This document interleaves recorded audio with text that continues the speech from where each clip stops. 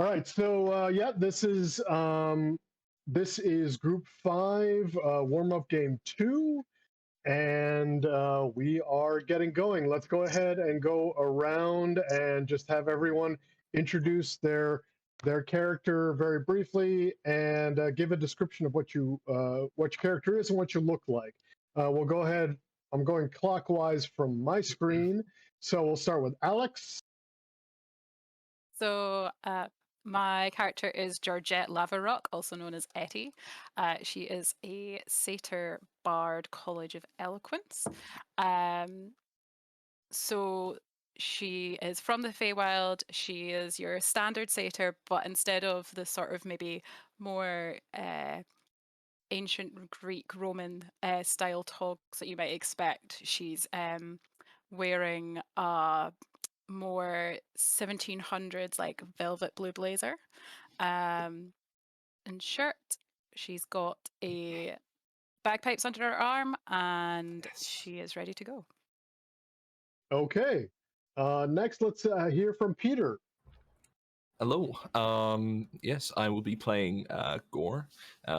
He is a Minotaur Paladin of the Dawnflower of Redemption.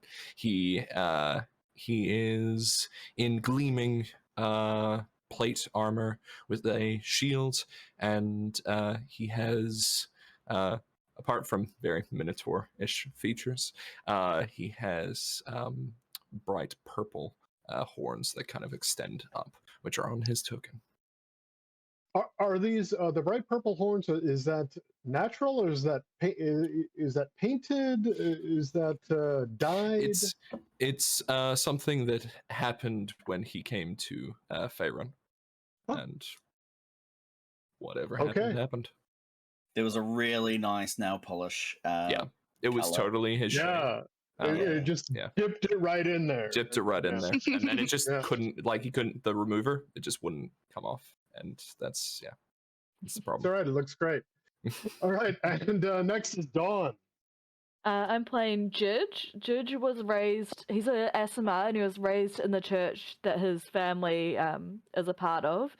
Until one day, an influence from another world kind of came in to him and told him about the Black Parade, and so Judge is out there to find the Black Parade and convince people to come join him on his holy crusade. So he, because he left the church, he's now a fallen Asimar, and he is a psionic sorcerer's other world that came to him, gave him psionic powers to help in the Black Parade crusade.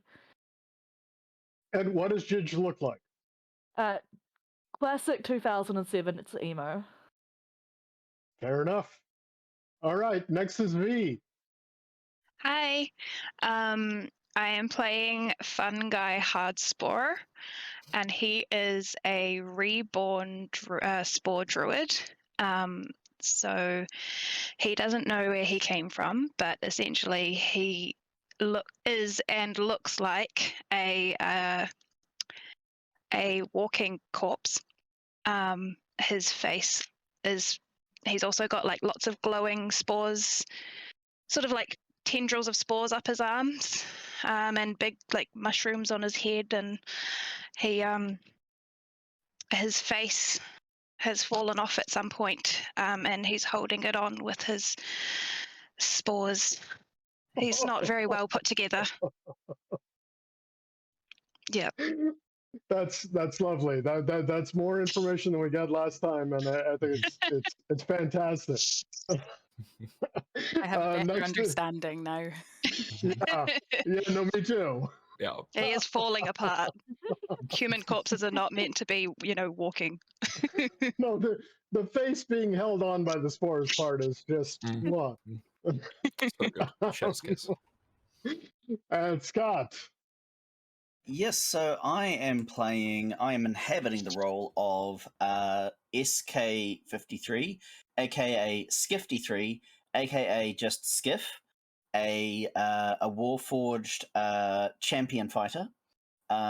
Skiff is a particularly bulky, lumbering Warforged robot man and he has got a lot of copper, like that degradation of on that you get on copper and stuff like that. Despite his silver, like his more irony based design of his build, he's got several parts that have been hastily repaired with parts of damaged ships and cannons and rigging, and he manages to make it work. And basically, yes, is definitely worse for wear in terms of he's been out in the weather, but is still probably holding it together a bit better than needing fungi to hold his body together. Let's say. All right. And actually, I just realized what I had not made sure of is what pronouns everyone's characters would prefer, so I can get that right during the stream. So I'm just going to go around real quick. For Peter, Gore. He, him. He, yep. Okay. And for Jidge. He, him. Okay. For Eddie. She, her. Okay. And Fungi. I use he, him, but he doesn't. It's not really a gender person. No, fair enough. And for Skiff. Very much the same. Tends to go by he, him, but genuinely doesn't care. Okay, fair enough. All right. So, all of you have been in Candlekeep since the conclusion of your last adventure for Gore, Jidge, Eddie, and Fungi. When you prevented the barn door from flying into the sky and launching into space. And Bookworm, the first reader of Candlekeep, was extremely thankful to all of you. Really, really appreciated what you did for Candlekeep, and gave you fairly free rein to do your research in Candlekeep. And in the week or so that has passed, you've gotten to meet Skiff, who is there. And Skiff, what is Skiff there to research? What is Skiff in Candlekeep to research? Extended warranties. Expanded hard drives. Nice. Fair enough. Needs a memory reboot. Yeah, like it's just getting really annoyed with how much he has to back up. That absolutely. So in the week you've gotten to know Skiff, who is also there to do some research, and you formed a little bit of a bond, the five of you. Now, your time in Candlekeep is running short, and you are almost because you're only allowed in there for a limited time. And then you got to go, and if you want to come back, you need to bring in a new work of writing to do more research. The last day that you have in Candlekeep, at least a few of you, and possibly all of you, are you've been doing some research. You're kind of at a library carrel where you can come back, bring your research back in, maybe talk a little bit quietly, so the librarians don't yell at you, and or the avowed rather. Speaking of the avowed, several of them are restocking some shelves. They're moving some books around. They've got carts. And they've got they're bringing the carts around with various books. And one of them brings a cart around and just kind of parks it near where you all are. and then goes off to reshelve something. At this point, you all notice, and I'll go ahead and say that the first person to notice this is Eddie, obviously with her 22 or 20 passive perception. 22 -ish. Eddie notices one of the books seems to have like little wisps of air coming off of it on this cart. Mhm. And actually, I can say that skiff, fungi, and gore all notice this as well. Not as quickly as Eddie does, but you do see this this like little wisps of air Have puffing we? out of one book. Do books normally do that? I've not seen any here since we arrived that do that. Skiff is possibly fires on a ship is a big deal, and Skiff is probably moving very quickly to try and find whatever is because if he's seeing like wisps coming up from it, he might be thinking that this is on fire and he needs to stamp it out very quickly. Sure. Yeah. So unless anyone says anything to their giant new friend, that's exactly what he's going to do. So would he go and just like pull it out of the cart? Yes, he would identify whatever is on fire, throw it on the ground, and then start stomping. I won't let him start stomping. I'll let him pick it up. So yes, Skiff pulls a book out of the cart, and I'm going to let you all see this book.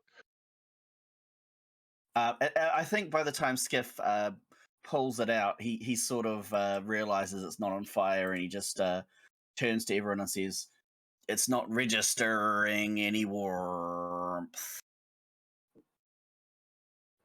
Zikran Zephyrian Tome. Zephyrian Tome. Oh, Zephyrian. Yes, so it is a heavy tome with covers of white marble. That's actually marble on both sides, bound in pale blue leather. And there's a large padlock on the book. It is that prevents it from being opened. And I mean, you haven't seen, you all have been here for a week or so. You haven't seen anything like this in the libraries of Candlekeep before, where the book seems to be locked. I mean, the last book we found did kill someone, so. The temptation to cast knock is strong. I was just looking in my spells to see if I had knock. I believe I do. Skiff is just going to be like holding up. Just he's going to look at whichever one he thinks of the four of you is most likely to be able to pick a lock, and he says. He's also kind of eyeing the latch, and maybe his finger can fit in there, and he says, "I'd rather avoid damage, but I think a sufficient lever would take care of the locking mechanism." So Skiff has picked up the book from the ground and is holding it right now. Yeah, well, he held it. Eddie told him to. Eddie stopped him from stomping on it. So, and he's just realizing now that it's in his hand, it's not actually on fire. It's not registering any warmth. Okay. So he hasn't dropped it or anything like that. Okay. So then, once it's in Skiff's hands and really being held, the lock actually clicks, and the padlock just swishes off. Just what? Sorry. It just swings off the padlock. That was easy. Yeah. I don't have No to spells. upset the No librarians. spells needed. opens up a little compartment, sticks it in there, click. Good thing, because I don't think any of us picked locks. We are a wholesome Depend- group. It depends on your definition. So, Skiff, you can feel the holding the book. You can actually feel it pushing to open, like it's trying to open itself. And Skiff is just curious enough. He's just going to go with it and just open it up. Okay. The book opens, and oops, that's not right. The head of a figure appears above the book,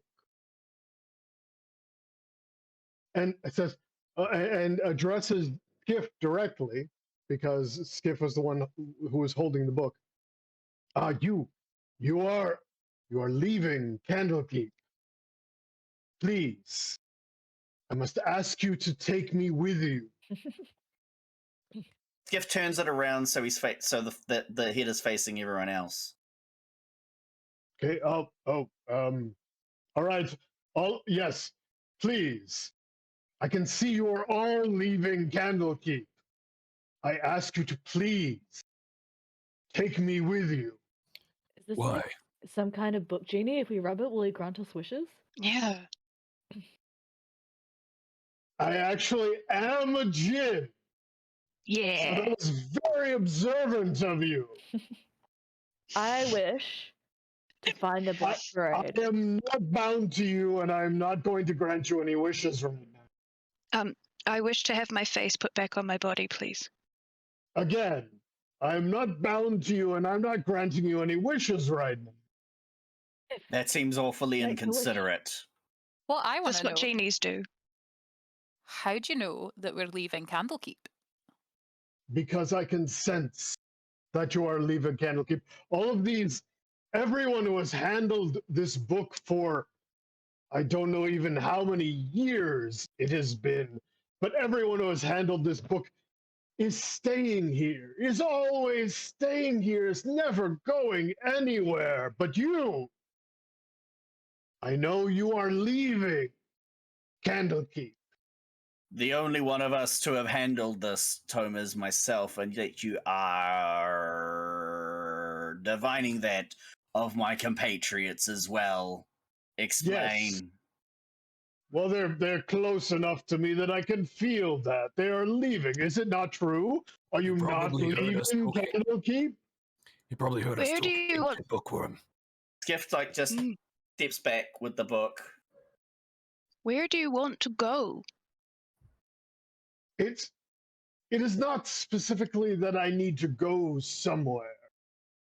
It is that I am bound to this book, and I need to get out of it. Oh. I can't do that here. But why? Can I Well, can I I check and see if I recognize the name Zikran? sure, absolutely, yeah. Ooh, it's not my best. Yeah, no, not familiar to you. Can I also have a go at that? Absolutely. So it's history, or would you? Yeah. Okay. I mean, if you have something else you'd like to Oh, try, nice. there you go. So, yeah, Skiff has in his memory banks the name Zikran or Zikran is a mage, very powerful mage, who has brought quite a few books into Candlekeep, not recently, but in the past. And Zikran, you would know from that that Zikran was very interested in sort of elemental summoning and in magic fortresses. There was magic fortresses. Yes. Okay. Does that roll give me anything about what Zephyrian is? Zephyrian is just an adjective talking about like air elemental type stuff. So, like the air gen kind of thing. Okay. Yes. Do I know anything about the general vibe of this wizard? Like, was he like a power hungry wizard? Was he just a I like knowledge wizard? I would say with that kind of check, you know that the vibes seem a little off about this wizard. Like, he's not the best guy, and yeah, maybe not the best intention. Okay. I will address the head, the floating head in the book, and I will say, describe the events leading to your incarceration. Well, the wizard Zikron bound me into this book and forced me to serve him.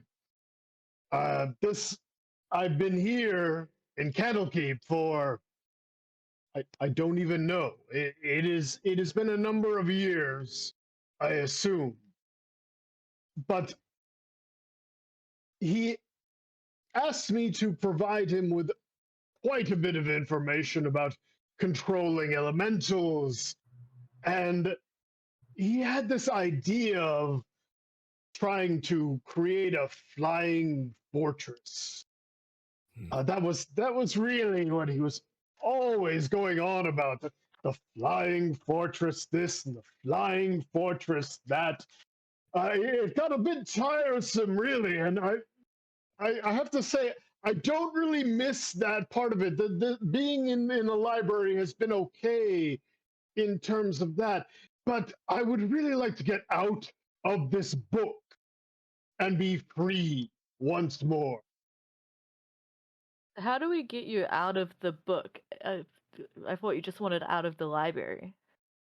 Well, yes, out of the library with someone who would actually get me out of the book. And since I'm still bound, it means that Zikron is still alive. And the only way for me to get out of the book would be for him to release me, which, honestly, I don't see that happening, or for him to die. So you want us to do a murder? Yeah, are you asking us to hit a man?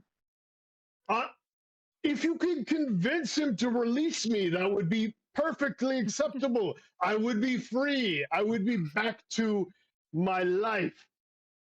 But right now you're stuck in a book, and we're in a place where people know all about books. So why don't we just ask someone who's here if they can get him out the book? Agreed. And I just shut the book and I go looking for a. I go looking for a. They're not like avowed. are they? An avowed. Yeah, yeah. I know better than to call out for one at this point, but I do start like clumping along the floors. They probably just dread when I'm going like upstairs and downstairs and everything like that. But oh, sure. There's an avowed that takes notice of you. I mean, within 20 to 30 seconds. And is like, oh, I'm sorry. Can I help you with anything? I hold up a tome and say, were you aware of a being trapped in this book? The avowed looks at the book, and for a second doesn't really recognize, and then when it's like, and notices that the lock is off of that book. Do not be concerned. The lock is secured. Okay. assure you, all items in the library are being returned in an adequate state. Okay. I'm not worried about the lock. Let me. I will be right back. And then the avowed like turns and just scutters off. I feel like they know about this book already. I think he's gonna Can tell I on follow? you. Sure. Yeah. He's going to teach her. And Skiff just turns to the others and just holds up the book and just like stares blankly, just like I'm assuming everyone was there and he doesn't have to relay anything. Yeah. Yeah. No, it's close enough. If the head is the head still up? Have you opened the book? No, when Skiff closed the book, the head disappeared. What did I gotta say? What did the head say as the book was just being closed on it? No! Open it up again. Oh yes. Please, I would really prefer if you would let me know before you did that. Can Fungi walk up like very, very close to it and just like blow like and try and blow the head away? Like blowing out candles. No, yes. Actually, you do see like your That breath is a different kind of tradition of wish granting you are seeking.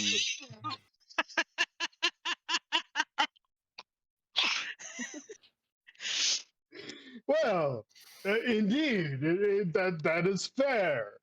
I am seeking a wish from you to free me from this book. So When when Fungi blows the wisps that make up his head kind of dissipate a little bit through the where you've blown, but then quickly reform. Okay, well, Fungi is just while he's talking, just gonna like swirl, like a child playing in the sandbox, swirl the air. Can I follow after the avowed? Yes, the avowed is quickly heading to an office, and you've been to this office. This is Bookworm? Bookworm's office. Yeah. Yes. So the avowed heads straight to Bookworm's office, runs in there, and then slams the door behind them. You know where they are. Yeah. Okay. I'm gonna. I'll go back to the party and tell the avowed tell the party where the avowed went, I should say. Okay. So do you think this is the first time that it's opened up and they're freaking out? Or do you think they're freaking out because it's opened? I'm just glad that something didn't drop dead when it was, something interesting happening. Yeah. Yeah. Skiff will hand over the padlock to whoever wishes to examine it. Shall we go follow them and see what they're discussing? Sounds good. They might be angry if we take the book away without asking first. Yes, but they're scary. Slaves.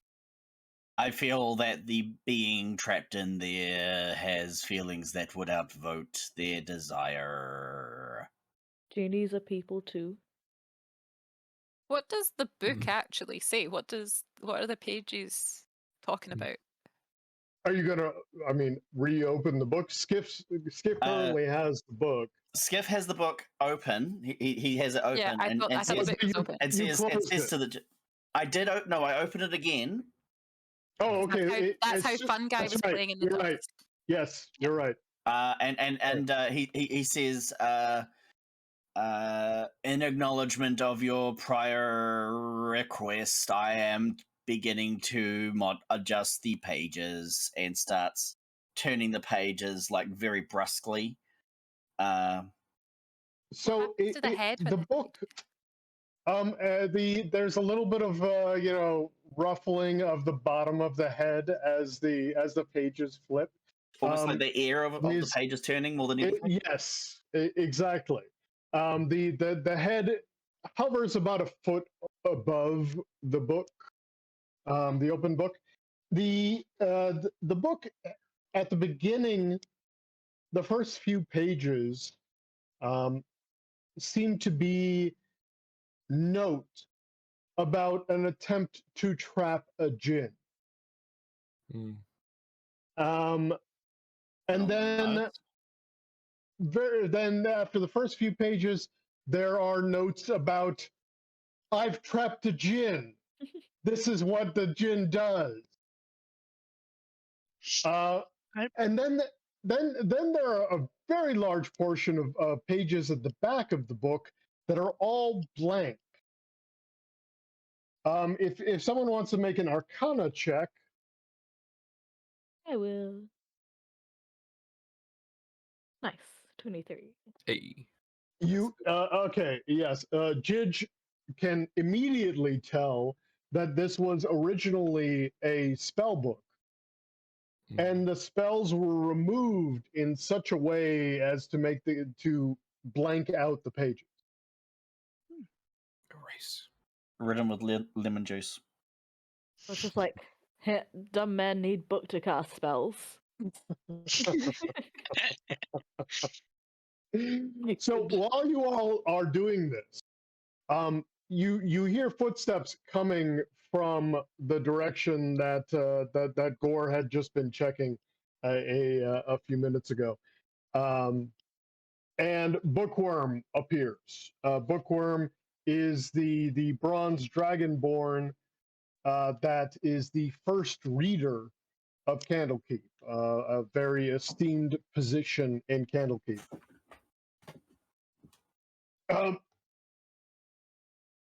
What is? I'm sorry. Skiff points to whoever's holding the. Is open. Yes. Sorry. One more time. open. Sorry. Zikram's tome is open. Yes. Yes, it talked to us. Presently. I'll jazz hands at the book. And Bookworm is looking at the actual the head floating above the. Well, okay, this is unexpected. Although, honestly, with you all after what happened last week, I'm perhaps should not be too surprised at this. We've had this book for 10 years, and no one has been able to unlock that lock. Maybe He's an just we're Airjin. interesting He is enough to trapped in- talk to. We are clearly more interesting to talk to. I will teach you my tricks to open the lock. It go. A firm was doing that. grip with the right hand, possibly in the gesture, as if one was to be extinguishing a perceived flame. Oh, okay. That was sufficient for the lock to remove. When Bookworm and the other Avowed arrive back, the djinn looks up at them and then disappears. Like Bookworm definitely saw the djinn there, but then it's gone. He's gone. I like not the spell knock, but I like knock on the book. Excuse me. Hello.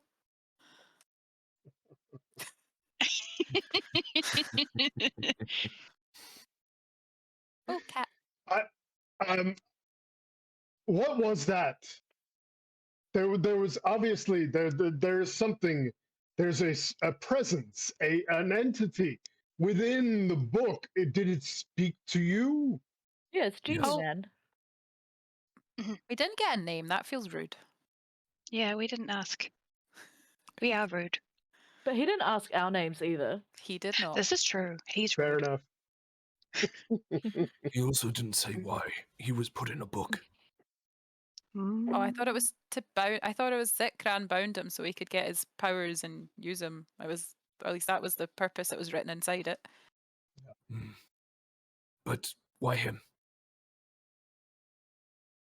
What's special about air genies? It was possibly just there. It was specifically an air genie that you wrote about trapping. So this was an air genie bound within the book, Yes. He asked us to take him away. and did it say why it opened for you when it hasn't opened in 10 years? Because we were He leaving. said- Yeah, he said we're leaving and we can possibly get him out of the book. Yeah, I Oh, didn't know how he knows we were leaving, but he knew we were leaving. That is That's- another point. This creature had sent divine information about us that we did not consent to providing. That's very interesting. That does make sense.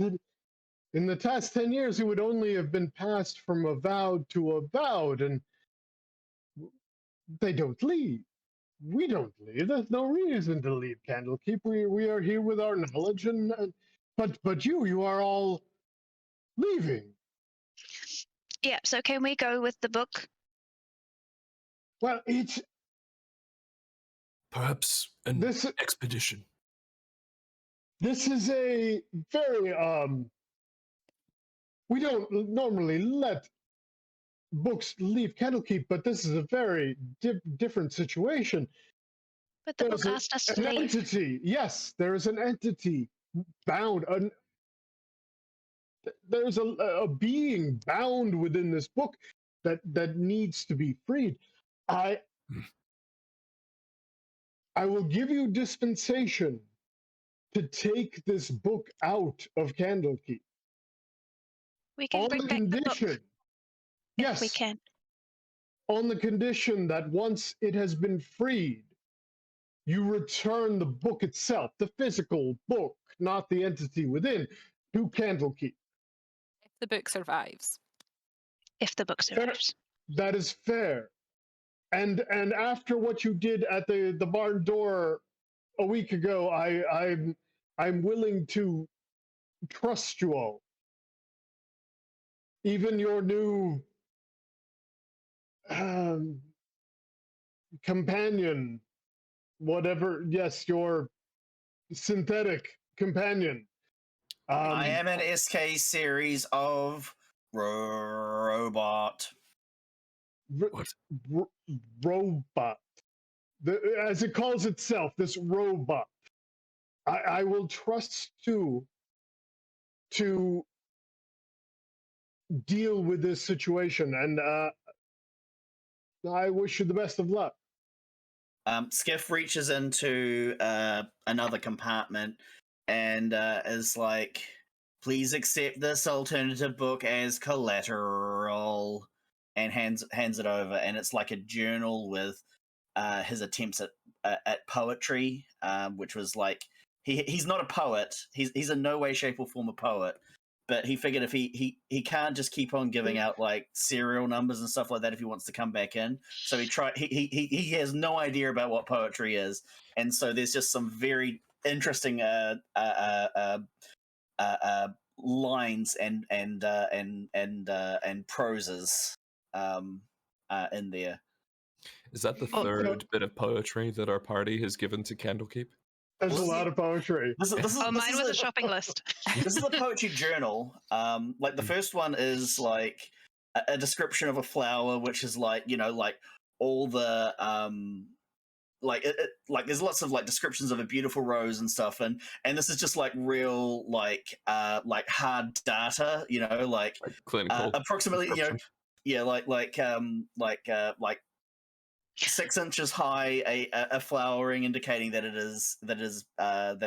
bloomed some time ago, and like the exact color of the hue, the number of the petals, and just, you know, and that was his very first attempt at poetry. And then the second one was like another one like that, but every other line tries to rhyme. So I just googled bots writing poetry. Do you want to read? no. Do you want me to read you one? AI written poetry. Yeah. Please. Your enthusiasm of my pursuit of art is appreciated, George. She is slightly upset you didn't show her first before handing it over. So it says, "You are inscribed in the lines on the ceiling. You are inscribed in the depths of the storm." All in separate lines, like written like code. It's very cool. Bots And writing also poetry, bad. guys. It's mildly Yeah. threatening.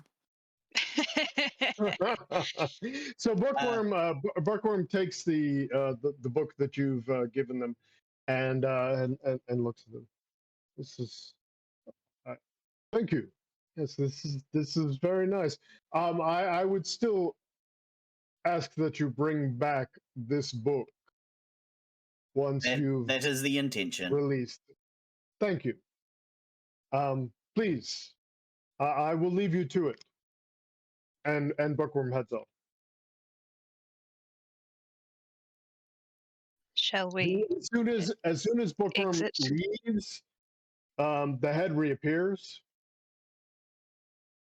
Oh yes, Hi. yes. They did not intend to leave this place. Hmm. I needed to go away to make sure that they did not want to take me back into this prison. It's okay. We go. 2 questions. First, what do we call you? Oh, well, yes. I am Gazra Azam. Gazra. Gaza? Who? Gazra Azam. Gazrazam. As Yes. Gaz. Sweet as Gaz. that is a cool coincidence. That is a cool coincidence, I know. And your second query. What did the wizard, Zikrin? Was Zikrin? Zikram. Yes. What did he use to bind you? I do not know the specifics of the spell that he used. Right. Fair enough. Where do we find this wizard? Where do we go next? What is So- What I know is that from where we are on the Sword Coast, as far as I know, and you would need to follow the Sword Coast south for 2 nights and a day until you find a spire made of coral. Like- You stand at the base of the spire and look inland, and you will see the mouth of a flooded cave. And therein lies Zikram's laboratory. Is this coral as an ocean coral? Coral, the thing that grows within the ocean, yes. Yes. Okay. Yep. So, Same page. follow the sword. Skiff just puts off like a really old barnacle. That is reminiscent of what you might see near the coral, yes. So, Sword Coast, follow it south, spire of coral, look inwards, find a cave. And Skiff hands this over to George and says, "A reminder of our destination." 2 nights and a day. Was that it? Yes. Hmm. That is correct. It's okay. adventure time. So do we travel? Are we traveling by land or by boat? So I mean that's up to y'all. But we're so that we can actually get through this, because this is not quite a 3-hour adventure. I'm going to be cutting a little bit of stuff out. We will say that you head down the Sword Coast. If there's anything that you wanted to do at Candlekeep before, feel free to let me know now. Skiff will try and get the book back to give to Etty just briefly. What am I doing? What am I doing with the book? Or you want it back My- from my- me? The poetry book. Oh, got it. Yes. Oh, thank you. Well, Bookworm has the poetry book, Okay. and I don't know if he's going to give you. and But has the poetry you know, book's really hard to get, but the book with the living person was just like trundling past next to us. yes, exactly, yes. All right. I guess anything that would tell us about, maybe do a quick deep dive into this Zikran character. Okay. And this coral spire, it's unlikely for a structure to be built without some knowledge of it. All right. If any of you want to give me history, arcana, or nature checks regarding those I things. can do a nature check. History it is. Oh, no. That's a 6. That's a net 1, is what it is. Oh, mine was awful. Y'all aren't finding out very much. It's kind of like I'm gonna. maybe you should just go.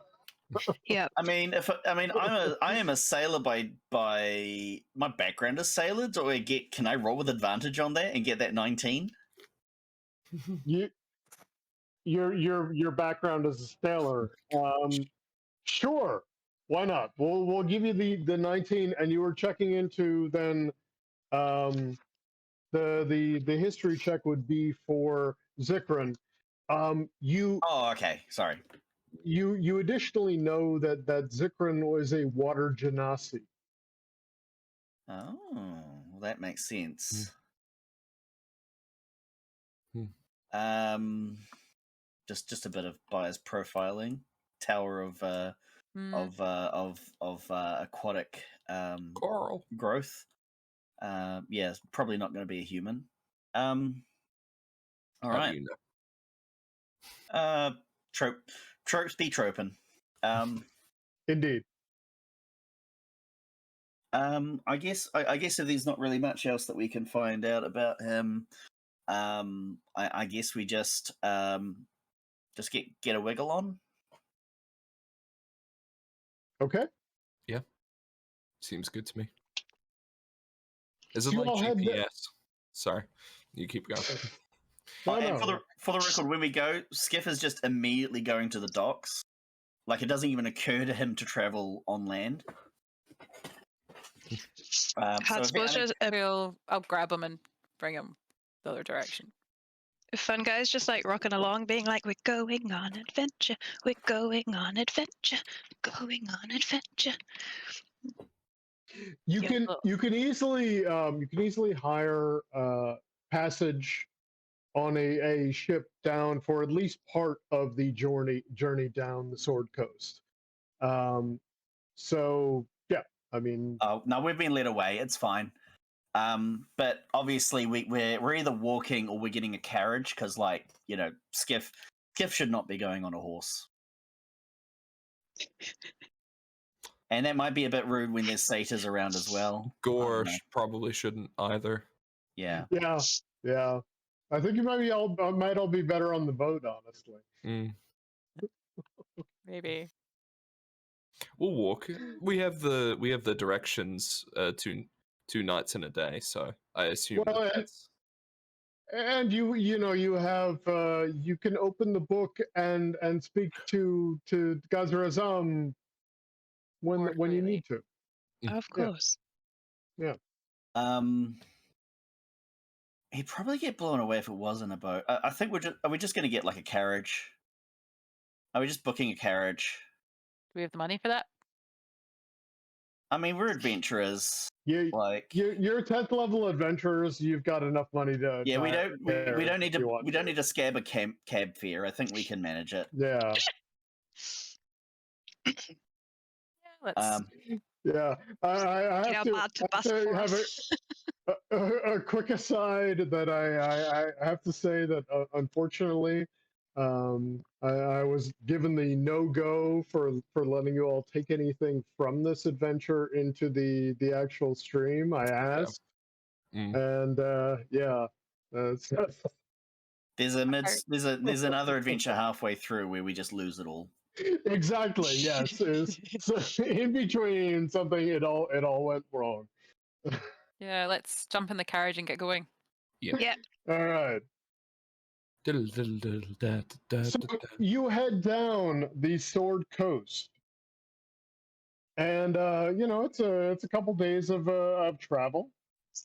After you've traveled for almost 2 full days, you actually spot a spire of bright coral just off the coast. Ocean plant spire ahead. Ahoy. If we had space in the carriage, Skiff was just going to have like the book just like left open, like really bad for the book.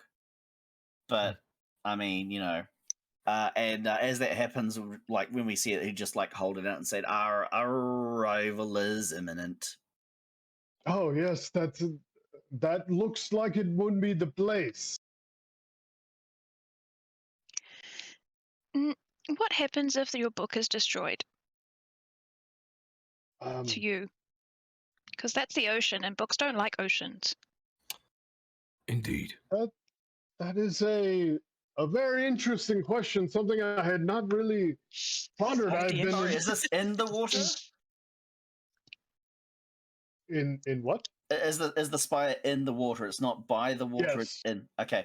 It's coming out of the water, off of the coast.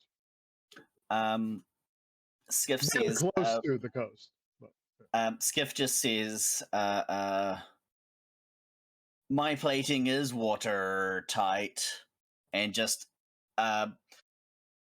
closes the book, opens and immediately says, "I am going to close you now." Closes them again, and then puts them in, and then like puts them into a panel on his body somewhere. Okay. Okay, that works. Let's go. Fair enough. So you head towards the spire. Let me Yes. go ahead and actually get you all onto a map here. Wow. What? Part of me I know, thinks that we right? should have taken a boat because it's actually in the water. It's like we're gonna need to take a boat at least part of the way around. I can fly or levitate us. Skiff has a ring of water walking, so he Nah. just starts walking. Oh my God! It's Robot Jesus. Okay, so This was a completely his two magic items. Just a fun fact: his two magic items, because his dex is terrible. His two magic items are designed to make sure that he is retrievable if he goes overboard. So he just stands on the water. He fires his wand of fireworks so they can find out where he is and come back. fantastic. I love it. Okay, so you'll see a bit of a shore line on the map that I just put you all on. I hope you can go ahead and put yourselves on the north side of this map We're on as the you're far left. coming down. Yeah, far left. I'm just going to refresh the screen. Yeah, mine isn't. It's very black. I think that's intentional. Yeah, Oh, my there, bad. Okay. it is. Okay. Only the far left of the screen is shown. So this you'll be a little bit north of this. This is the spire right here. So you should be a little bit north of that. So in front of it. North of it. Yeah, up here. Right. I don't know Somewhere- directions. I don't go somewhere outside. away from it. Fair enough. Fair enough. Above it. Thanks. So yeah, you see a spire of coral that it rises from the water just off the coast. Its base at sea level is about 10 feet across, even though this is on the map, it's a 5 foot across. Its base at 10 feet at sea level is 10 feet across, and it tapers to a point 40 feet above the water. Through the clear, gentle waves, you can see that it extends down into a coral reef that would destroy seafaring vehicles that dared sail into it. Directly east of the spire is the opening to a flooded cave. I guess that's where we're going. I guess. And there's no door or anything on the structure, is there? It is just a cave that opens up here. But there's nothing on the spire. There's no windows. There's no nothing. Oh, no. The spire is literally just a coral structure extending out from the water.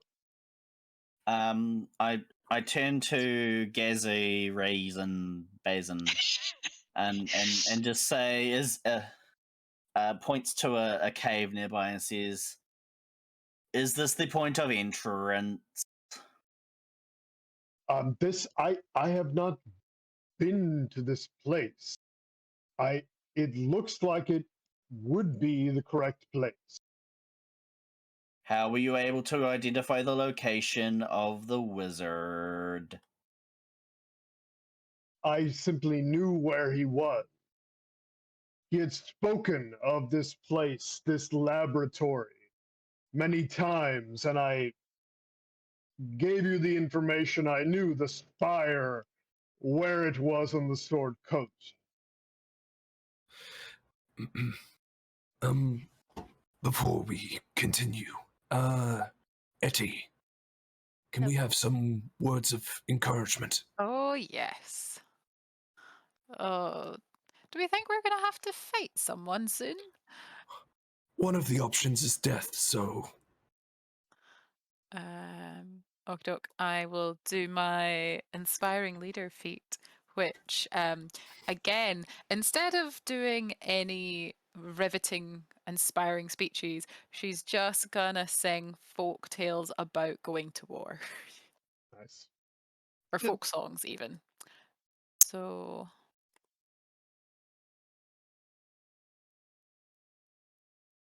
So temporary hit points, level plus charisma modifier, I believe was 14?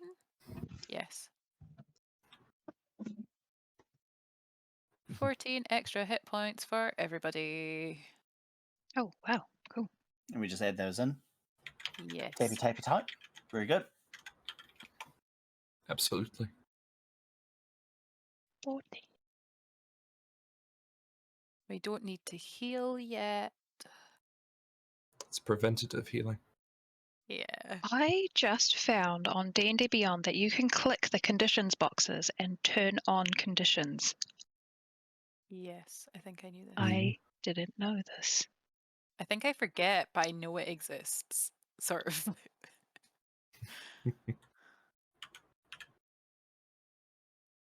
So I guess we make our way to the cave. Yep. Mm-hmm. Walk real Yep. fast. Okay. Sounds good. Into the cave. Are we attempting any kind of stealthiness in this moment? I'm swimming, so I don't know how stealthy I can be while swimming. How deep This is the water? is only like ankle deep water. Oh, Right. Right around the entrance to the cave there. My boots are gonna rust. yeah. Fun guy, like he sort of almost like walks. He walks very stiffly, like almost zombie-like, but not quite. Like a very agile zombie. Yeah. Don't worry, All right. I'll prestidigitate your boots and make them clean again. Oh. I don't know if I can prestidigitate you back together though, fungi. No. Pick a card, any card. You're healed. As you're going in, Eddie and Gore and Fungi all notice that there are what's look like claw marks on the bottom of the spire, and also on the like the walls over here as you're entering the cave. Somebody, I point them out. Anyone want to nature check those? Because I'm sorry, Skiff notices that as well. Oh, sorry. Jidge, stand behind me. I'm gonna go in front of Jidge. We know what happens when Jidge takes the lead. yeah, does Skiff everyone want? is just assuming he's on point just because, you know, he's a big metal friend. Fungi is going to stick around the back areas. I am blind. Okay. Woohoo. Sorry about that. Optical error detected. Indeed. So you're you wade into this initial area here, and yeah, it is you know, ankle deep water going all the way through here. Do you all continue up where we are here? Yep. Skiff's got his sword out. He's not messing around. We continue to see the claw marks on the walls. Indeed. Do we want to do a check on those? Yeah, I mean, my nature is terrible, but yeah. If someone else wants to make a nature check, or if anyone wants to make a nature check, feel free. I mean, once again, if if it's water based, do you want me to roll with advantage or no dice? Not for this. All right. So I can roll a nature check. Yeah, I'm sure people have better than me. It's not that great though. My nature is not that great. It was meant to be. Okay. Yeah. Hey, shout out Fungi, double digits. Hey. There you go. Right, so Fungi almost feels like they have it, but Eddie, you're like, oh, okay, that's a dragon claw. Oh. Well, I mean, a young. Stowed out. You know that's a young dragon. That is not like an adult or ancient, but like that's a younger dragon. But that definitely looks like the claws made by a dragon claw. Fine, I have polymorph, the tried and true tactic for dealing with dragons. I take the book out quickly and just say, "Are you aware of any dragon aligned with your captor?" Certainly not. I would know. Zikron would brag about having a dragon as an ally. Zikron never said anything about a dragon. But Zikron hasn't been seen in several years either. It's been a long time. At least 10, right? Again, I don't really know. Acknowledge. Closing you now. Immediately closes it, puts it away. Shall we keep adventuring? Shall we? Okay, go ahead and put yourselves as you would get to sort of the entrance of the of this next chamber here. Do you want to go first? Would Gore want to go first? I'm happy to. Yeah. Skiff is assuming. Skiff is assuming he's going. Once again, he just assumes he's going first. We probably haven't been doing much fighting in the time we've been researching stuff together. I definitely think. But I'll be going at least second. Fungi and Jidge in the middle, and I'll take up the rear. Unless I would put myself there thinking it was the back, but I can be in the middle. So Gore has gone in front of Skiff. Skiff's just like you know, like being blank face, just like is going with it. So the cave that you're going into now over here, it's got a 12-foot high ceiling and it's got rough natural walls. There's clear water flowing into the cave that's 4 feet deep in the center. There's a nook in the northeast corner that you see seems to contain a couple corpses. They look fairly well preserved in the seawater. The back wall of the cave is flat, and there's a large opening in the southeast corner. Did you say porpoises? Not porpoises. That would be much cuter. These are corpses. Oh, okay. Okay, got it. Are they porpoises of porpoises? They are not porpoises of porpoises. Sorry.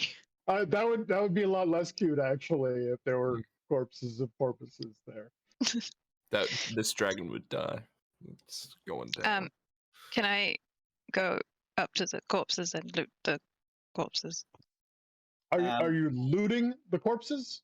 So I mean, I definitely want to like look and see if there's anything of worth on the corpses here. Sure.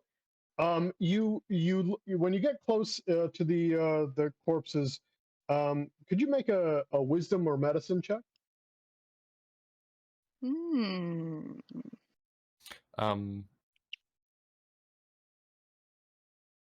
We should stick together. I mean, these are 5 feet follow squares. after. You're pretty close to each other. Skiff is. Oh, that was a wisdom save. Sorry. Oh. Oh, jeez. Okay. Sorry. 22 wisdom. All right. So yeah, fungi. You can immediately tell that these are two half elves that died in their sleep from drowning. It looks like from that kind of check, it looks like they were exhausted. They came in here to sleep after possibly after a battle, and then the tide came in, and they did not wake before they drowned. They did. Yep. Very did. I'll So this is say a the tide. couple We of better not. I say don't a want to couple get of caught. prayers for the Okay. dead. Oh, sorry, Don. What was that? Oh, we can't hear you, You're Dawn. not coming Yeah, through. we can't hear you, Don. Say something, Dawn. No, Mm. sorry. No, we can't get you. Is your switch No. turned off? Yeah, the switch. Can you hear me now? Yeah. Yes, Yeah. there we go. Got it. There's a green light on your face, so that's how we know Yeah. it's working. Cool. I was gonna ask our sailor friend if he knew when the tide was coming in. Question. That sounds like a thing that a sailor would certainly know. Do I need to make a survival roll or do I just know? I mean, yeah, you could make a survival or a nature check just to get some specifics on that, but Oh, whopping 8. I mean, but this is something that you're very used to as a sailor. You know that the tide can come in unexpectedly, especially for people who are not sailors like you. And that, yeah, I mean, people who aren't ready for it could very easily fall underneath the waves. But we wouldn't know. We must not dawdle. Yes. Let's keep going. So, was anyone going to be inspecting those corpses any further, or Dawn, you had said something about looting them? I think that was V. Yeah. Yeah, I was going to loot them. I'm sorry, V, you were going to loot them. How well Yeah. preserved are the corpses compared to fungi? They I are better probably look better. preserved. They're better preserved than fungi. So is fungi actually going to loot the corpses? Yes, please. Okay. As soon as you actually start rifling through the corpses, we should go ahead and get an initiative tracker going. Mm-hmm. My bad. So make sure you've selected your token before you We're also up in the top roll initiative. top right hand corner here, GM, right?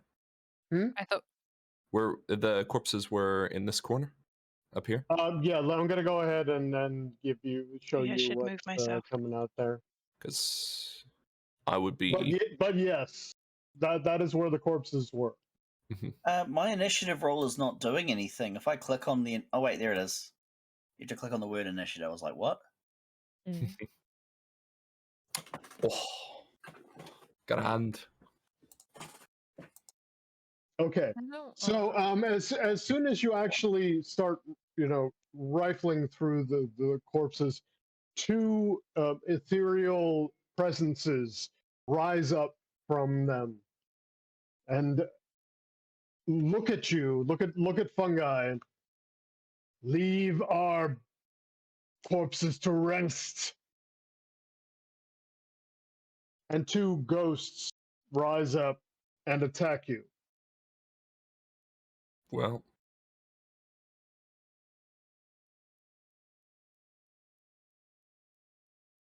Who's first on the initiative? I think it's fungi. Is it my No, first on the that's initiative? Oh, it is ghosts. or cultists. it's doing the rounding thing. Again. I think What is going on? it's 13. I think it's two things got a result of 13. No, there's a rounding. Yeah, average. All right, you know what? I'm going to reset this because this is just a mess. The ghost count is undead. They are undead. Yeah, I'd assume so. Okay. Mm-hmm. Actually, let me just delete the things that aren't. Mm-hmm. Undead. Well, as they say, leave our things to rest. Skiff's going to be like, it is only the items of value, not your bodies, we require. That is really weird. Is it doing that? I believe it's in the options, the Dex tiebreaker to initiative. I got Potentially you. what's Okay. on that. Yeah. Okay, so yeah, if everyone else could get yourselves back in the turn order there. Did everyone just get the same? No, they didn't. We're not re-rolling, hey? I did not get the same. No, you can tell me your initial rolls and I can adjust to that. Yeah. You can also adjust your own. Yeah. Oh, just type it in the chat. I got a really good initiative roll. 23. 3,700. And I'm a very fast boy. That is a very fast boy indeed. I'd like to press X to doubt. Okay. Hang on. I'm just gonna roll. I'm just gonna type down how much damage I typed. Oh look, that's a lot of zeros. Okay, so I'm sorry. Anyone who needs adjusting here? Sorry. What are you actually on? I'm not on the initiative yet. Okay. So I'll click the button, Gorgo. but I Thank you. take the 1 off of that initiative. You're supposed to be on a 4. Yep. Okay. Whoops, that's a 3. That's a 4. Take 1. I mean, I technically rolled, but I got the exact same result, so it's fine. You're good. Okay, Yeah. Jidge, where are you at? Mine's good. Yep. Okay, Eddie. I've put mine in at 16. Good. And Fungi. I've changed mine too. Good. All right. So I believe we are then at the top of the round with fungi. Okay.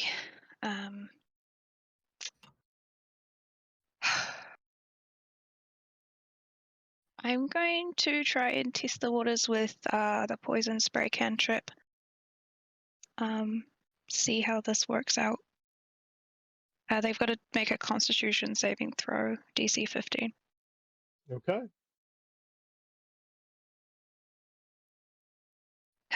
No. Okay, they fail. And what do they take from that? I'm just rolling that. 8 poison damage. Okay, they don't seem to be affected at all by that. Damn it. Okay, that's the end of my turn, and my phone is running out of battery, so I might just help out of the chat for just a second and change devices if that's okay. Okay. No worries. Yep, I'll be back. Okay, let's go on to Eddie then. What's going to work on these guys? I'm going to move slightly around to here so I'm closer to my compatriots and go for a Bane. So that should affect both of them. I need to make charisma saving throws against 16. Okay. Yep. So they're both. Oh no, there we are. Yep. Fail. Yep, they failed. So they have to roll a d4, and so next time they have to do an attack roll or saving throw in the next minute. Right. So yes, next 10 rounds they are removing a d4 from whatever they do. Okay. Heck yeah. Yep, and I think that's me for this round. Yep. Okay. The ghosts, well, yeah, they're both right there by fungi, who was the one who was disturbing their rest. So they're both attacking fungi. Okay. First one, a horrible miss. Wow, was that like a? Yeah, And is that before or after the D4's minus? that's before the d4 minus. Terrible. And then the second one is attacking. Okay, minus the d4. I think we'll actually still hit no matter what. Yeah. Okay. That is hitting even with the d4. So that is 20 necrotic damage on the fungi. I'm going to spend my reaction and do what is the word? Aura of the Guardian. And Right. you know what this is from last time, but for sake of Scott, hold out my hand and then I take the blast of necrotic damage instead of fungi. All Completely. right. I'm not so sure that a fungus creature is super worried about necrosis. Surprisingly, not resistant to these things. No. Really? Hold Huh. on, sorry. Advantage against being diseased and being poisoned. But no resistance I to don't think- necrotic? No. Huh. Yeah. That would be kind of spicy. Are Yeah, it you? would. So, how much do I actually take in the end? You Sorry. take none. You take none. I None. take all You took all that damage for I took me. all. Yeah, 100%. Oh, sweet. Thank you. I do it for remember everyone. the name of your character. All right, that's Jidge is next. So Judge has an acolyte background, so he wants to just walk over and like start performing funeral rites over the bodies, hoping that the ghost will just go away. Okay, make a religion check Oh. with advantage because you have the acolyte background. 16. Okay, you know what? You know that in order to actually put these bodies to rest, they need to be laid in the ground.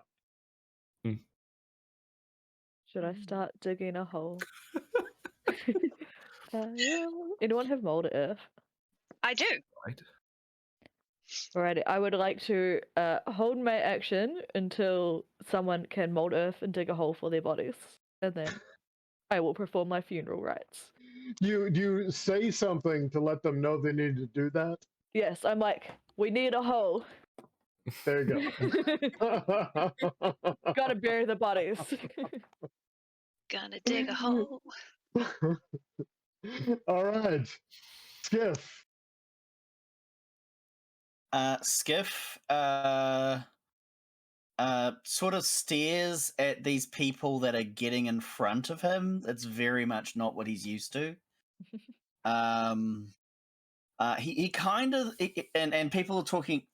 I mean, for starters, people are talking about like not resolving this with violence, which is like he's okay with, but he's just following the cues of everyone else.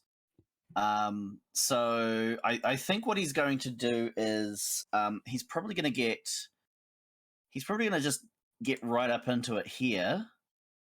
He would have dropped his heavy crossbow, drawn out his great sword, and is just sort of like standing in between the two of them there. And I guess for now he's just. It's a bit confusing, but he's reading an action, and basically the first time one of these two things tries to attack one of his comrades, he's attacking them first. But it was once again just like following the lead of everyone else. Okay, well they have already attacked Funga. But we're also now trying to do a funeral or something like that. Like, what's the general vibe about? I mean, when that was suggested, what was the general vibe of the ghosts as that was happening? Like, are they resistant? Are they curious? Are they?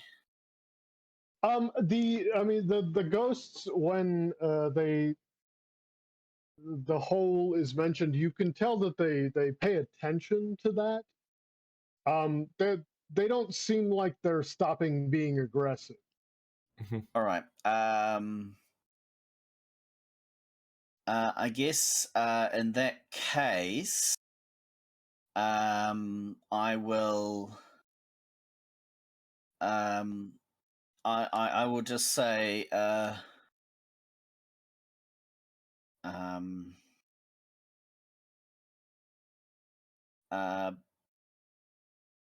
guess he's just gonna say. I am prepared to cease this if you acquiesce, and then like slashes with his sword. Okay. Just let me know. Is that a magical weapon? That would be great if it was, wouldn't it? But no. Okay. It's just a good old, just a good old. Oh, that's a nat 1 on that too. Okay. So, Plus 9. yeah. I don't think that Skip has. Maybe Skip has not really dealt with the ethereal nature of ghosts before. Oh, he's done pirate work. He's surely these. I mean, he's at the very least heard enough stories, but maybe missed the part where it was a magic sword or whatever. Fair enough. But he just like sort of like swings through them and just like stares at the body, and like does it hurt them at all or not at all? No. Not at all. Just sort of like stares at his allies, and then like looks at the ghosts again and stows sword, because what's the point? Fair enough. Okay, Gore. All right. Seeing Skiff with his non-magical greatsword put it away, I'm going to meander up here. I'm going to first off, as can't actually do both of those. So I am going to hold out the holy symbol and say to Skiff, "Strike with the might of the Dawnflower." And suddenly your sword will get sort of like a glowing light that will go through it, and as you take it out, it ignites into flame. He immediately drops to the ground and starts stop. No. Put it out. So you get a +1 bonus to attack rolls, and you deal an extra D4 fire damage for that going on. And that's a 3rd level spell. Sorry. Cast like that. And then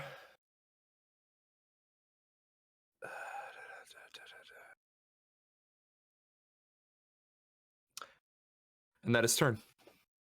That is Okay. all I got. Fungi. So I feel really silly, but I actually looked at my character sheet and I am resistant to poison damage. What does that mean? That Gore would have taken less? No, they did Mm. necrotic damage. Oh, my bad. Yeah. Okay. So Resistant to poison. There we go. Yeah. Okay, so I will do them mold earths. It is a cantrip. Mold earth. Mold earth. Because you're a fungus.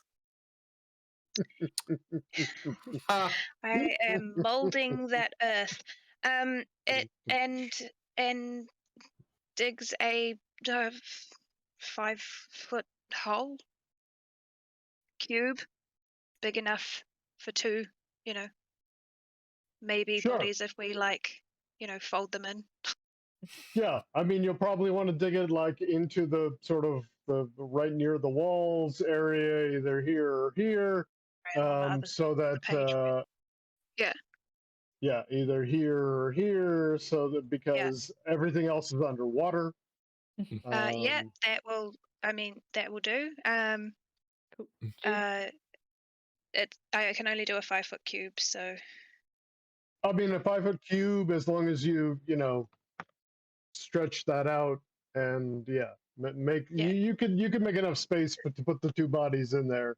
We can accommodate, and he just puts fold them, stacks them in half, and just puts them in the hole. Puts them one on top of the other and rolls them up.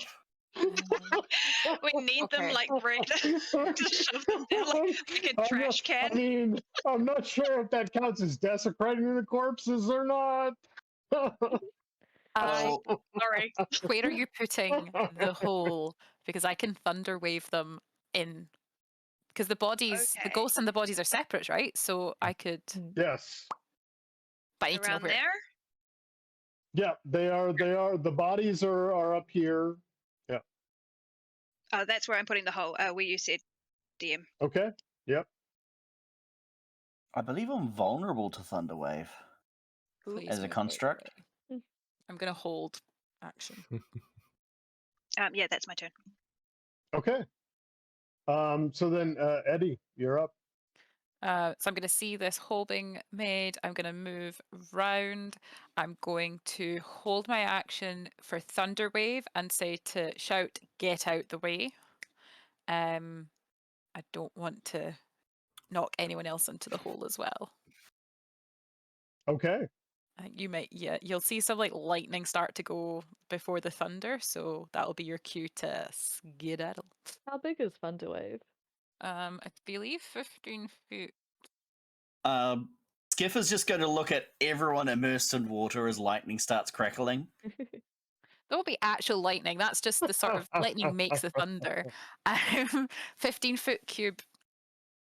Yeah, but Skiff doesn't know that. There's just lightning happening. Yeah, this unsecured. It's more mostly I want it for the unsecured objects are automatically pushed 10 foot away from me, which we'll get one of them definitely in, and the other one. I mean, these are the ghosts. The corpses are both over here. Oh, okay, so it'll get both the So- corpses in. Yeah. However, Would it be better that just would just be dumping them in a hole and not actually burying them. Just in terms of what Would what the Judge fourth- knows in would the terms fourth- of would the fourth burying damage- things. would the force damage cause rocks to fall on them and bury them in the hole? Like, I'm gonna. No, we've only got 6 seconds. Nobody can convince me otherwise. We'll see. I'm Fair holding. enough. I'm holding until everyone's out the way. If you don't move out the way, then it just isn't gonna go, or you have to Okay. risk whether I'm gonna hit you. So would it, that's it for Eddie. Yeah. Oh, and I'm gonna give bonus action Bardic Inspiration to Judge. nice. Okay. Oh, The ghosts are up next.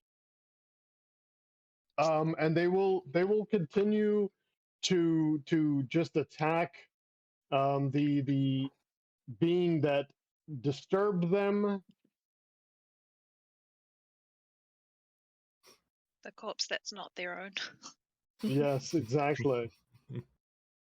Oh, rude. And that's gonna hit regardless of the D4. I'm going to cast Silvery Barbs as a reaction. Okay. Wait, can I do that if I'm holding Thunderwave? No. No, No. Okay, No, damn you it. can't. no. No, okay, I don't cast Silvery Barbs then. no cheese spells for Okay. you. Yeah. So that's 15 necrotic damage to fungi. I'll take it. Okay, Oh. Gore has just taken Reaction. all of the necrotic damage. Taking all the damage. Taking all the damage. And then the second ghost is also attacking fungi and gonna miss completely. Could Good I job, please, fungi. as a reaction, could I please do? Could the one that hit me make a Constitution saving throw? Okay. What is this for? This is Halo of Spores. Okay. Oh, it failed. Regardless of what it sorry. is, it failed.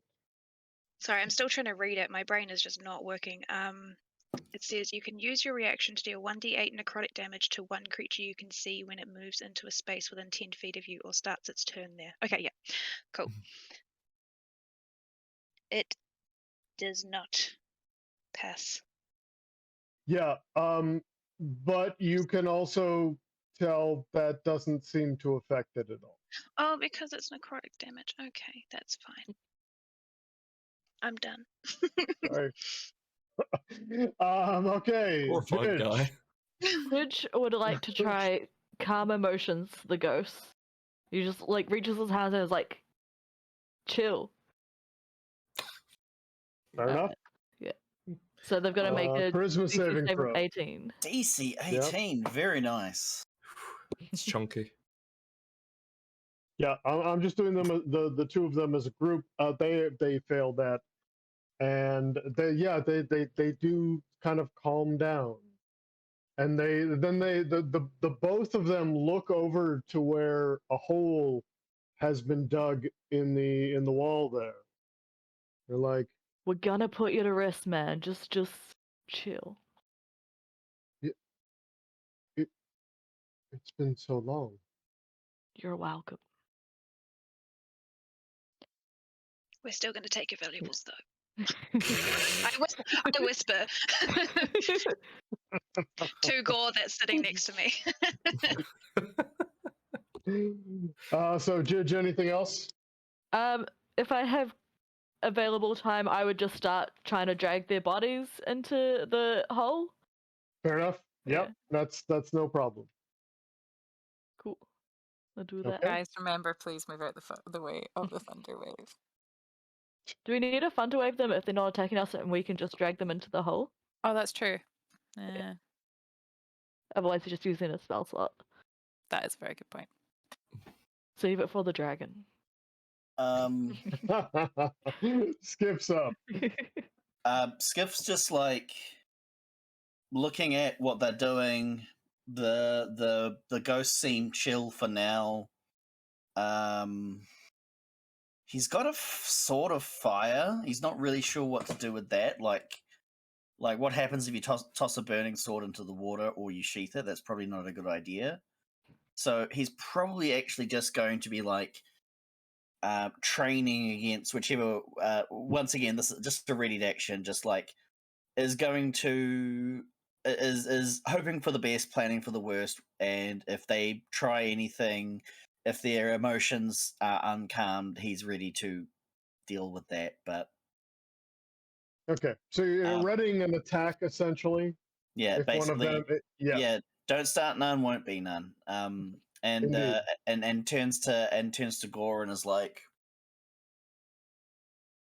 "Is this a permanent effect?" No, but it lasts an hour. Internal clock beginning. Nice. Less 6 seconds, but that's fine. All right, Gore. Sweet. Yeah, I'm gonna follow Jidge's lead, and I'm gonna put the other body in the hole. Okay. Or whichever. However many bodies are still out of the hole. I mean, there's two bodies, and yeah, Cool. with the two of you were trying to put the bodies in the hole, that would get both of them in there. They are now just bodies in a hole. They have not been buried. Yeah. And I'll follow Skiff's lead, and I will ready a what is the actual name of the thing? Sacred Flame. That's the word. Against a ghost that attacks any friends, if I can. I mean, that's an action, right? That's It'd be a an normal action, so no. yeah, you used your action if you're putting a body into the. No, I'm with it. Cool, sweet as. Okay.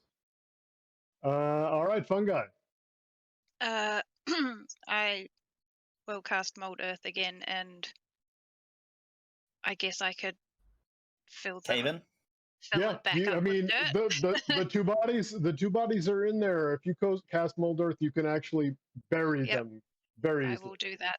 Yes, please. Okay. As soon as you do that, did we do any kind of looting of corpses before we did that? Because that's something we were talking about. Oh, damn it! I mean, come on, you did say that you were doing it. Can I do it? I mean, let's see. Hold on. I mean, that's the whole point of us going there. There's not anything really worth getting off of their corpse. Okay, I'll just say it's okay. There's nothing worth there anyway. There's nothing really on their corpses. Yeah, cool. I checked thoroughly. You checked initially when you made them rise up against you. But as soon as you seal them over, the ghosts both look at you at Fungi and just have a sincere look of gratitude in their eyes. It's over. Thank you. And then they disappear. And Judge steps in and says, "You're welcome." I give credit to Judge. Well done. Giff is just going to turn. How tall is Fungi, by the way? Oh, he's a human, so 5 to 6 foot. 5 foot something. Yeah, 5 foot something. 5'7". Skiff's like probably getting close to 8 feet. Okay. And sort of looks down and says, "Land warfare is foreign to me, but when maneuvering on seacraft, people find it beneficial to hide behind me." Okay. You are And- a large structure.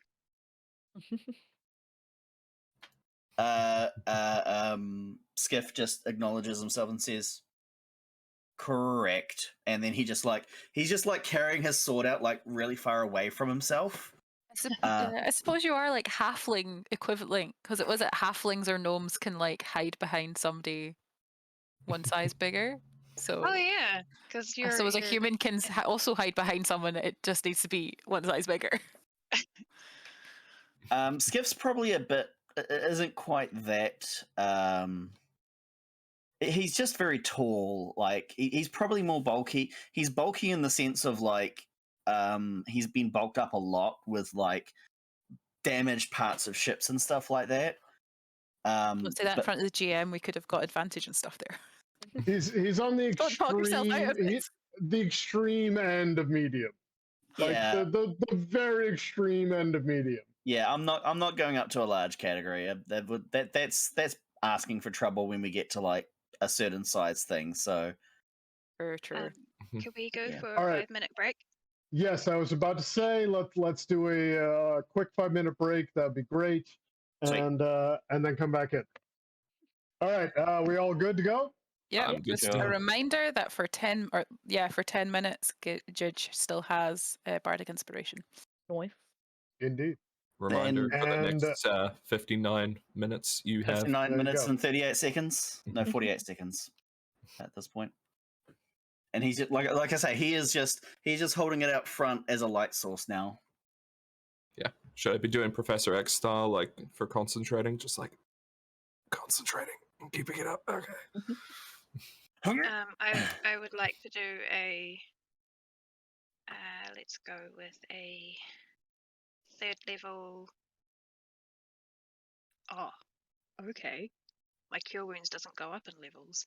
A 1st level cure wounds for What? Hey? Gore, please. I think it's an innate trait, not a Oh, spell, so it doesn't okay. go up in levels. I only get the 1st level one. Yeah, I I will can happily take a first level. I can do healing hands as well if Gore needs it. Yeah, I can also do lay on hands. We've got You healing can for days. But I You- will Oh, okay. have I could do lay on hands to get myself back up to full if I give we would you a like, but I'll take 10. That's awesome. So are we going to press on? Yes. I will quickly say that after you've entombed the two corpses, underneath where they were lying under kind of like a bench. You see a couple vials. There are 2 vials underneath where the corpses were lying. Lootables. Yeah. I We will- never did find out what that illusion potion was Hmm. from last session. I'll Yeah. have to ask you about it, Do guys. we get to carry that over from last session to this session? Yeah, that's a even- good question. Sure. To this session, why not? drink all I the just have things we to. find I just out. have to go back a few pages. I will loot Unfortunately, you just vials. can't take it to the stream. Yeah, no, understandable. Are they any particular color? Sure. They're a nice pinkish color. Can I do an Arcana check to see what they might be? Absolutely. And if that doesn't work, 11. can I put a drop on my tongue? You can always use your Bardic Inspiration if you Um, want to. Oh yeah, what's the die for that? 1d10. Nice. Mm-hmm. That is a 21. Hmm. Yeah, you're pretty sure those are healing potions. Nice. You're a very inspiring folk singer, eh? Like, Do Beautiful. the healing potions do anything to make up for the damage that we actually took? I don't know. You haven't tried them yet. Oh, sorry. Did we figure out what they were? Did I just miss that? Yeah, healing healing. potions. Okay, cool. Well, I don't need healing, but if anyone else needs them, go ham. I think our resident bunching bag might need to take them. I was gonna Yeah, say. Gore might need some healing there. Gonna down those like freaking shots. All right, let's go. Okay, that's 2d4 plus 2 for each one. All right. If you do it with an action, it's maximum though. Is it? Yeah, we have a rule. Right. The bonus action, you can drink it as a bonus action for To the roll. yes and then max is an action. Interesting. Correct. Yep. I didn't know that bit. So then that's a total of 10 maximum. Not bad. How much did you take? That almost makes up for one of the rounds of damage he took. Yeah, that was one round of damage because he's Yeah. had 10. Was it 2d4 plus 2? So 10. Yeah, 10 total. 20 necrotic and 15 necrotic, and he's got 10 back. No, I've got I've already healed the rest with my lay on hands. Oh, okay. Sorry, I There you didn't go. mean to put that I in did chat. that before. We found the potions, so I'll have them for next time. Just note down what these are. So in this room then, or in this chamber of the cave, are you all going to look around at all? Or are you going to go head down here, which is what the only the exit that you see? That is exactly what Skip is doing. He is like I say, he's got the thing out. He's just marching on ahead. When you get down here, you see that the ground, or I mean, you're already wading. You're all wading through here. When you get down here, you see that the ground is dropping down. And I'll go ahead and open up this next area, but you can tell that in this next area, you would need to swim. No, I wouldn't. I just walk on top. I will swim. That's true. I hold the sword. I hold the As sword Robot over the water. Jesus does not need to. I think Robot Jesus is Optimus Prime. He died for the sins of Hot Rod and he came back. Hey, listen, Optimus Prime couldn't walk on water, man. Are you officially now RN Jesus? Like, is that what's happening? Oh, that'd be great. Judge would like to ask, what's your character's name again, Scott? Skiff, if he can have a piggyback ride, because he doesn't really like to swim. Skiff holds out, leans down and holds out an arm for you to assuming you'd like to scramble up over and get onto his back. I do that. How difficult of a swim is this? So this cave is filled with water to a depth of 10 feet. And the ceiling is another 10 feet above the water surface. Nice.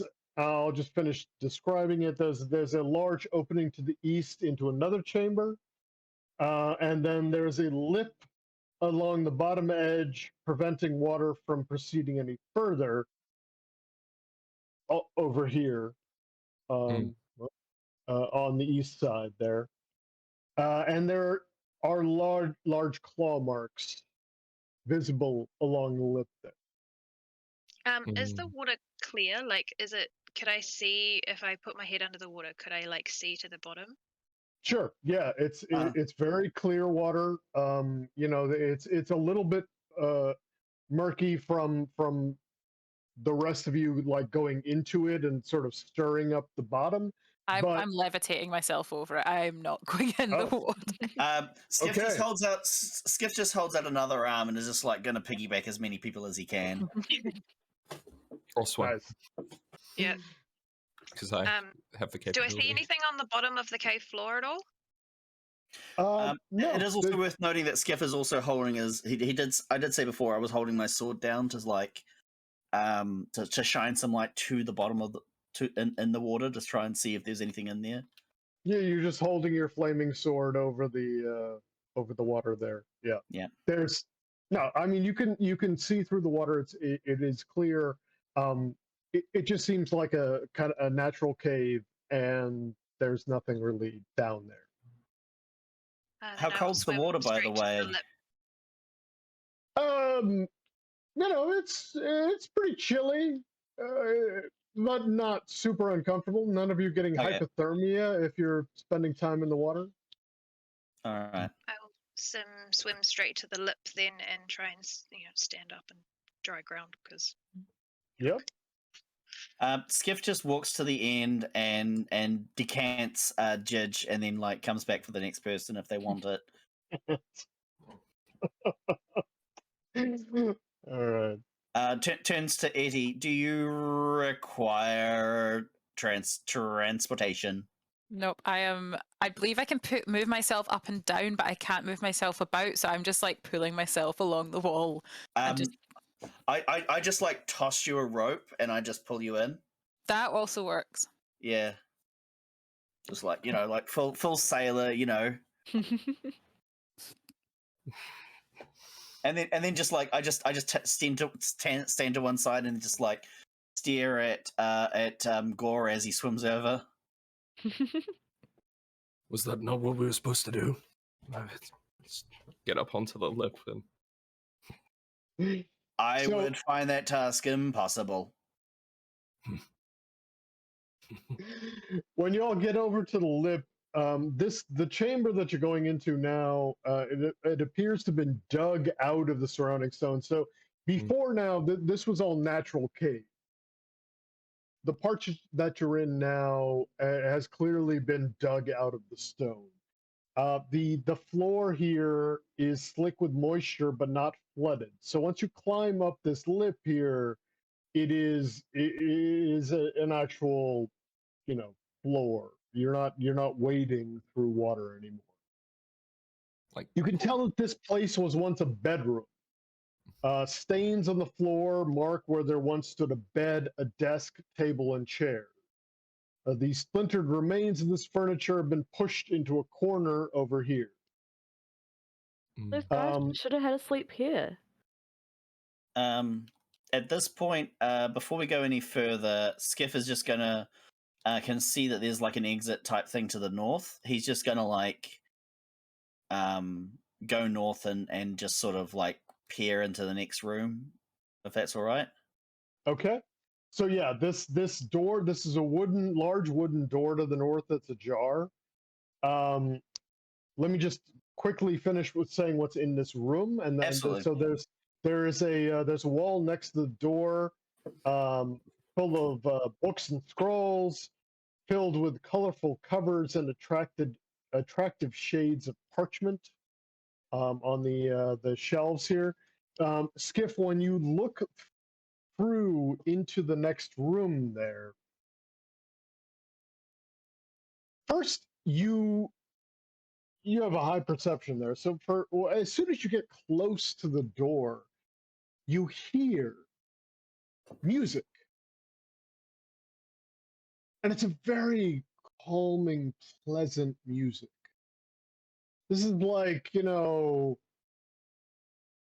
spa music. This is, you're like just a very calming, new agey music that's coming out of that door. Okay. When you look in, you see glowing stones hanging from a very high ceiling of a large cave. Underneath that, you see some laboratory equipment and coral sculptures. It's a very things that don't really seem to fit together. It looks like there was a lab here, but now it has become more of an oasis. And rising from the floor in the center of the room, there's a circular stone dais, and you see. Oh wait, no, that's not right. There we go. A bronze dragon wearing a coral crown, sitting in the middle. What kind of size would you consider the call this dragon to be? Large. Large. Okay. But we figured out earlier that it was a youngish dragon, didn't we? Yes. The claw Mm. marks were a Hmm. youngish dragon. Mm-hmm. Oh, he's got a crown of coral That as is well. very pretty. Mm-hmm. It's Bronze, very, right? very pretty. Yeah. That's good. Now, if anyone would like to make a nature check regarding the what bronze dragons are like, feel free. Whoa.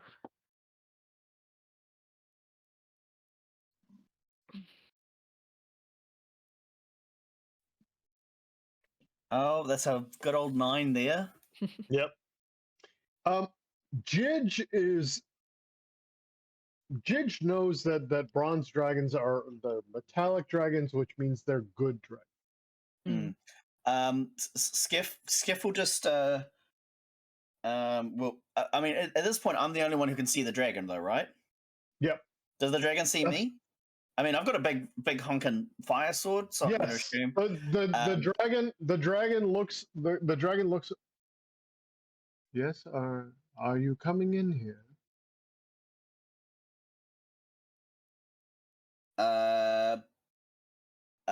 Skiff says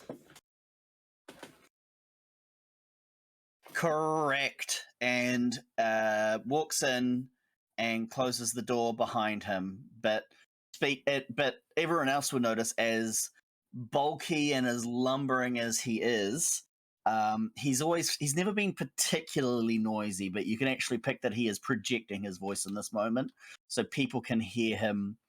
Hopefully, hear him through the door. Okay. And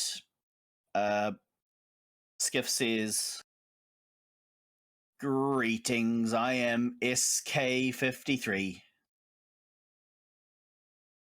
Oh, greetings. I am Ashgarlith. You are a what exactly are you? I am a robot man." A robot man. Correct. I really like and like the dragon kind of peers at you from a couple angles for a second. I really like the patina that you have on your skin there. It's really quite fascinating. We have a similar corrosion effect on our external form. Well, it's quite. It looks quite good on you. Yes. It is superficial and does not affect any primary function. Well, does any of our fashion really affect our primary function?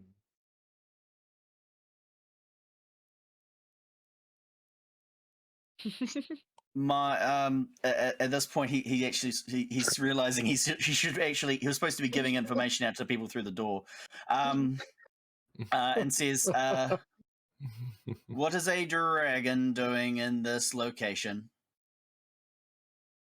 But this is my home. What you've entered my home. Why are you asking me what am I doing here? I live here. My apologies. My understanding was this was the location of a wizard. Not as long as I have lived here. Does that extend beyond a standard decade? It has been a few years since I've been here, I guess. Now, Skiff can see that Ashkarlith is has kind of a hoard of items. The items include coral, a lot of coral structures, very colorful things. Um, uh, there are also books, but you can see that the books, even though they're like waterlogged and breaking down, it is only books that have like colorful bindings. Oh, how about that? And just it doesn't look like there's anything particularly valuable, really. Just at first glance in their hoard, it is only things that look nice.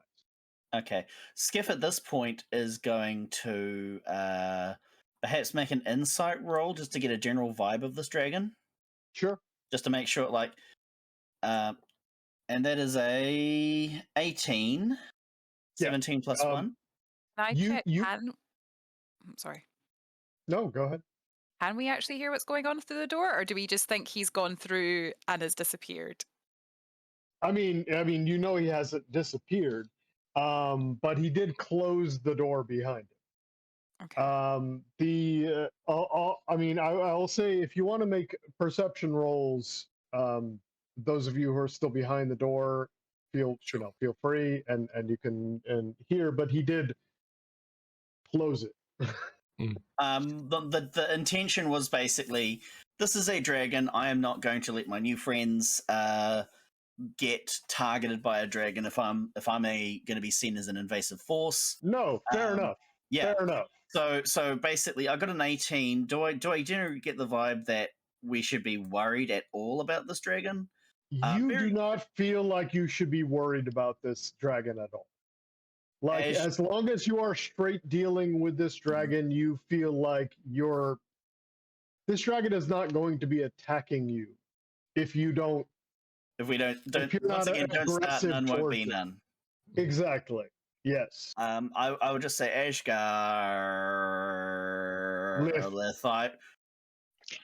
Apologies, my vocalizer has sustained superficial damage.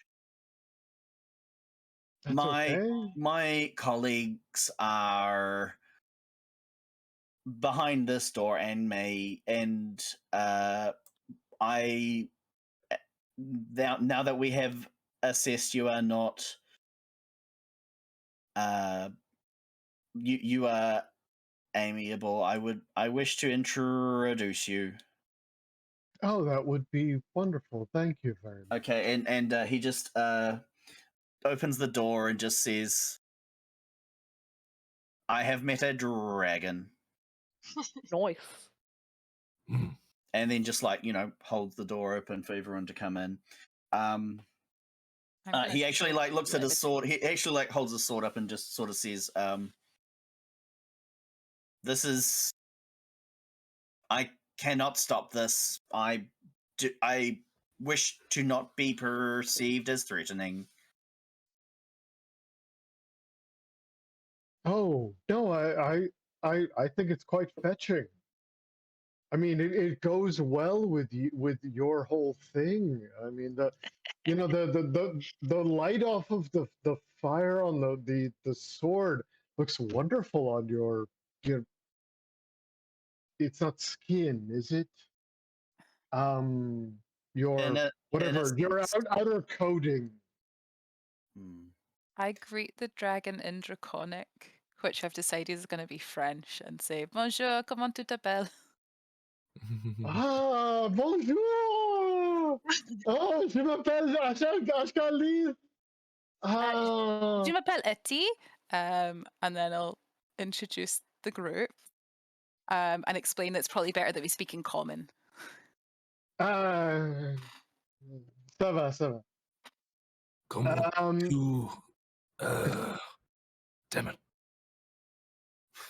Omelette du Comment. I'm stretching my own French fromage. here. Comment. We baguette.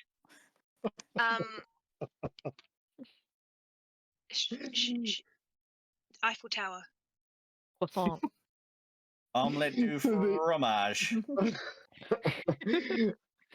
Ashkarleth, looks around, looks at the group of you and says, "Oh yes, so I heard you out there with the ghosts. We laid them to rest.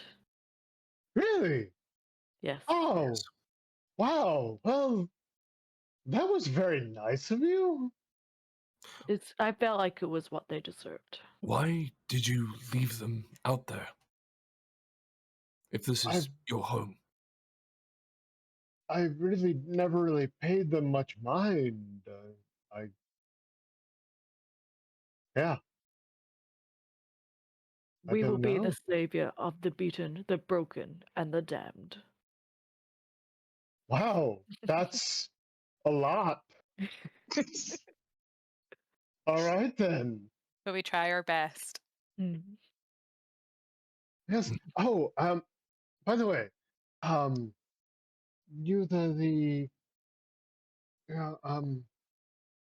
one of the horns. I really love that blazer. There's literally 2 people in this party with horns. Oh, not you. I love the other one with the horns. Your armor is very shiny and very excellent. Although you need to do something about the feet. You seem to possibly need some, I don't know, water protection or something. You look a little mucky down there. But you, the blazer, I love it. Thank you. Fantastic. It's just, it suits you so well.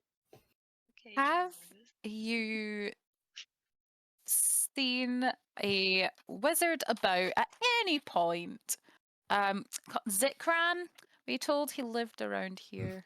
Florida accent. Zikra, no, Yeah, no. So this, I came into this cave a number of years ago, I guess. And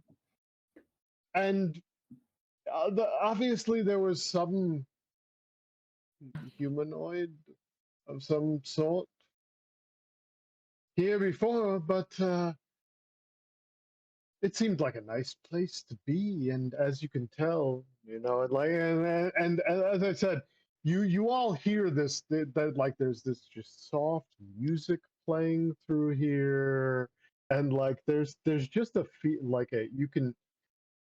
It's almost like there's a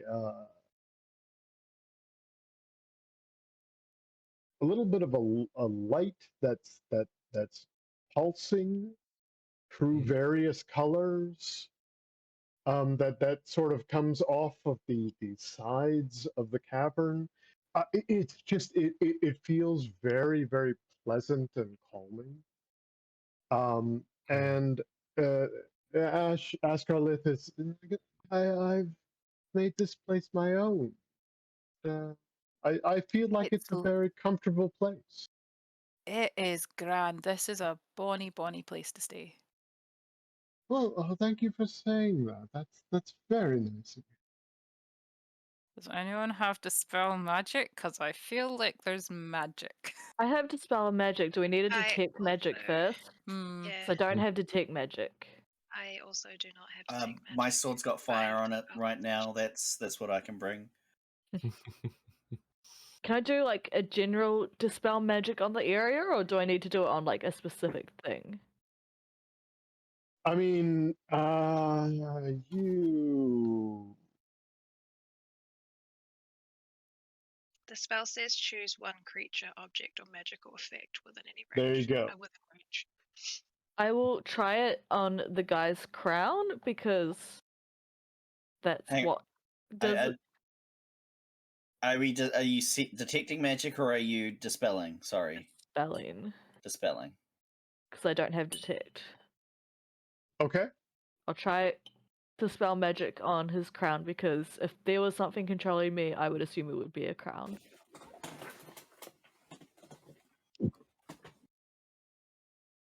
And that's just at 3rd level. Yep. Nothing happens from that. However, Ashkel, his eyes open up and he looks at you and, well, that was quite rude. Sorry, man. I just wanted to make sure you weren't being messed with. Did my insight roll give me any kind of indication that he might have been mind whammied? No. Okay, so this is just a chill Baja dragon. This is the Jimmy Buffett of dragons. Yeah. Can we look at some of the books around But now he's kind of he's a little bit annoyed. I'm sorry. Go. What were you saying? I was just asking the group if we should look at some of the books and see if they could tell us where our friend Wizard. Hold on. We apologize, first off, for casting magic against your crown. Your very pretty crown. Your Thank gorgeous, you. Yes. gorgeous, wonderful, lovely, colourful crown. Thank you. Oh, that's so nice. I mean, although, I mean, I don't understand why you would cast magic. I don't. My friend thought that maybe you were being controlled by somebody, and we just wanted to make sure that you were safe. Oh, well. I mean, that's fair, I guess. You were looking for me in a wizard's lair, and it appears we have found the lair. Wizard. This wizard is not trustworthy. So he's bad. I mean, most aren't. At least these humanoid, dragons you can trust. Dragons, of course, you can trust. Although not the chromatic type, the metallic dragons. At least you can trust us. I can confirm, as my model was designed by dragons. That's so really? Wow. would you mind if we had to look at some of the stuff he left behind? He's kind of trapped one of our friends, and we need to figure out how to save them. Trapped one of your friends? Hey, our friend can sense things about people. Should we bring him out and see what he can sense in the room? As you're suggesting that,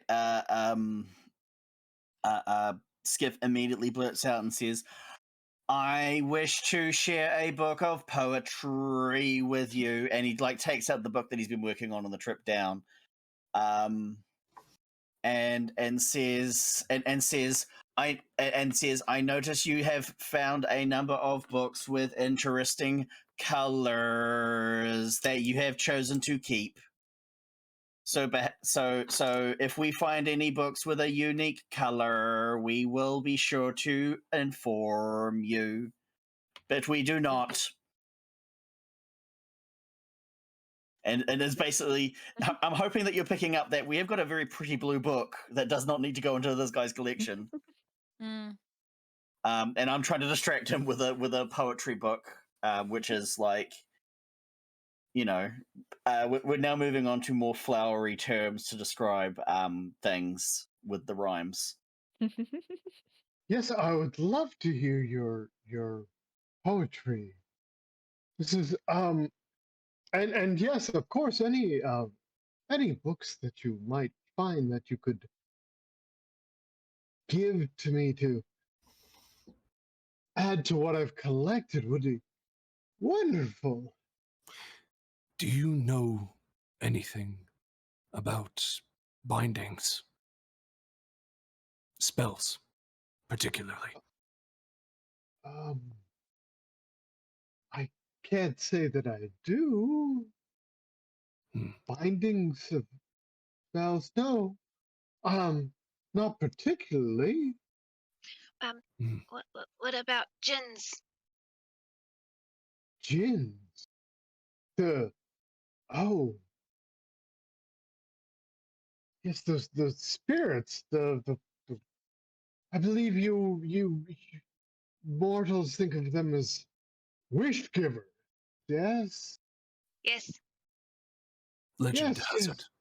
Owen wouldn't give us wishes, though. No, he was very Wait, you're one. Yeah, You have a djinn.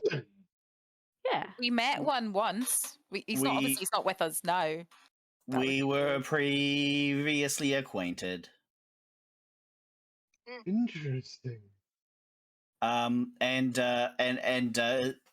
Skiff is just going to like sidle over to whoever's not currently talking to Esgarlith, and is going to like carefully open up his chest compartment and slide a book over to like whoever's not talking, so presumably Gore or Effie, I maybe. will be talking about Okay. Jin and the one Jin that we met once, picking up on letters. If you give me the book, if I turn invisible, the book will also turn invisible with me. Is that correct? But he's probably going to detect that magic. I mean, you just need to hide the book, presumably. It's the same color as my jacket. All right. If anyone wants to at this point make a nature check or an arcana check or whatever kind of check, if you have a rationale for why it would give you a little more background about bronze dragons and the kinds of things that they're into. History. Sure. I critically failed. Double I don't know digits. anything about what they like. I'm going to try Arcana. Could I throw out? Sorry, you go ahead. Because they're magical creatures, Mm. and Arcana is magic. Okay. I was Flawless going to logic. ask, can I throw out a religion? Because the bronze dragons would be one of the dragons that be in the Bahamut. Is that the name of the dragon god? Yeah, Bahamut's the good. Bahamut. The good dragon god. Anything on that kind of vibe? Sure. Sweet. Yeah, 13. Nice. I know we've already done an insight check, but is insight used for anything else other than like vibe checks?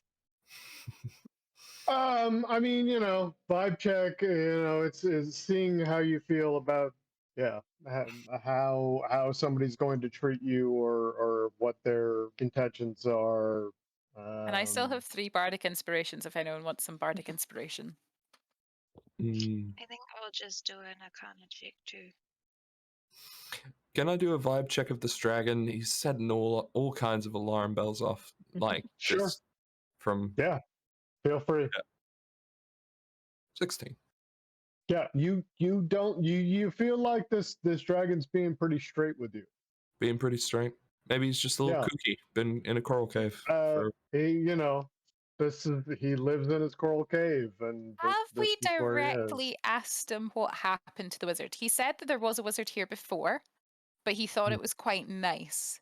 Have we, is he No. lying by omission? He did not say that the wizard was quite nice. He said that that there was no longer a wizard here when he came into these caves. Okay. I will go ahead and just address these checks for a second, and say that I mean like as I said, Gore, you think the dragon is feeling straight with you for sure. The Arcana checks for Fungi and Eddie, and honestly, we'll just address these with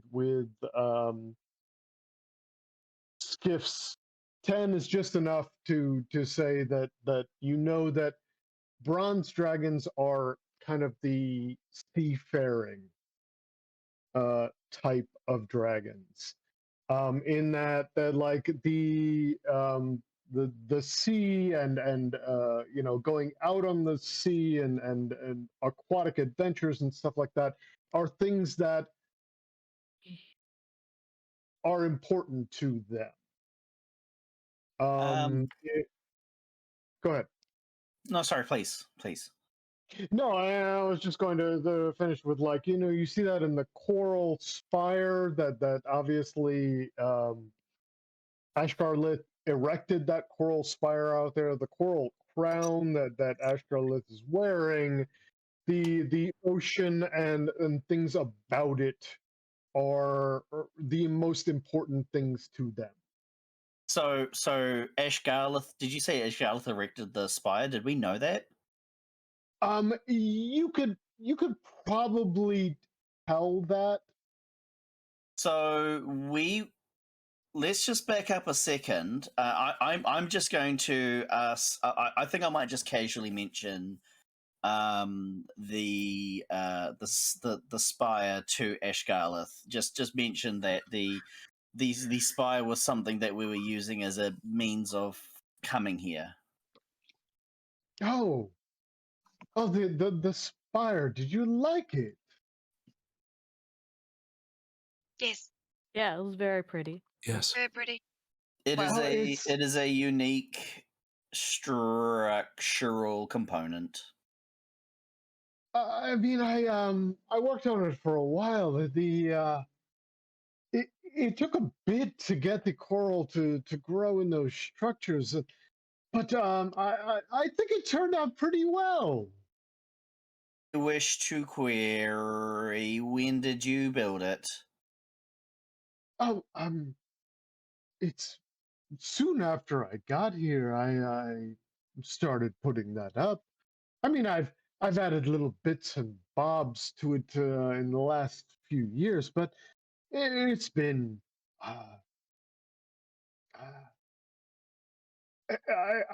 it's hard for me to remember how exactly you do time. 7 or 8 of your years, I guess.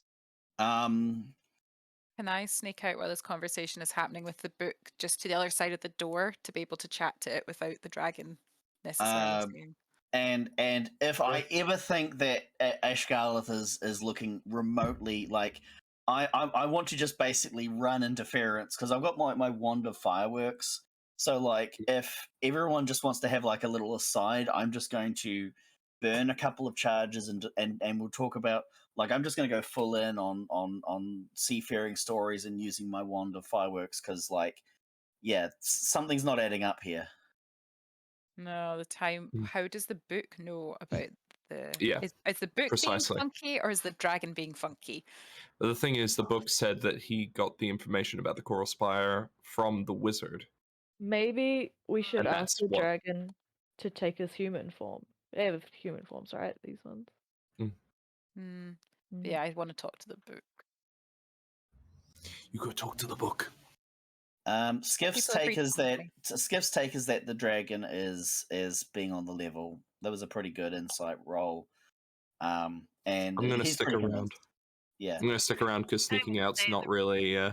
Maybe he's like multiple personalities though. Like maybe he's got a different mind in his dragon form and a different mind in his human form. Maybe, but the dragon mind is currently getting distracted with seafaring stories and a pretty sparkles, whilst people talk to the elemental.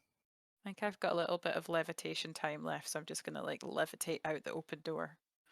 Okay. And open up the book. All right. Well, you open up the book, and Gauzer Azam appears. Do you close the door behind you?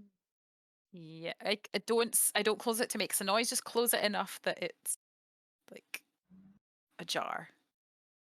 Okay. Yeah. And Gauzer Azam comes out and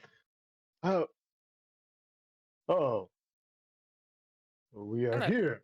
We are. Guess And who else he is looks here? around. You're in the the room that was his the Zikran's quarters here. I remember this room. Yeah. A dragon has moved into your friend's place. Oh, a bronze dragon, I guess. Yes, how do you know that? Well, a coastal cave, a bronze dragon. Makes sense. Could you sense anything when we were through in the other room? No, I was not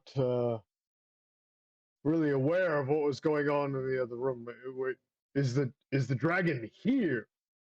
Yes. Uh, Yeah. How remind me, who told you about the coral spire again? oh, well, Zikran described this place. I think Insight. it's all a little bit book. confusing. The time. Can I, How long have I been in this book? can I insight whether he's making up his confusion? Sure. Oh, Oh, No, wow. he seems to be legitimately confused about like when what happened. Okay.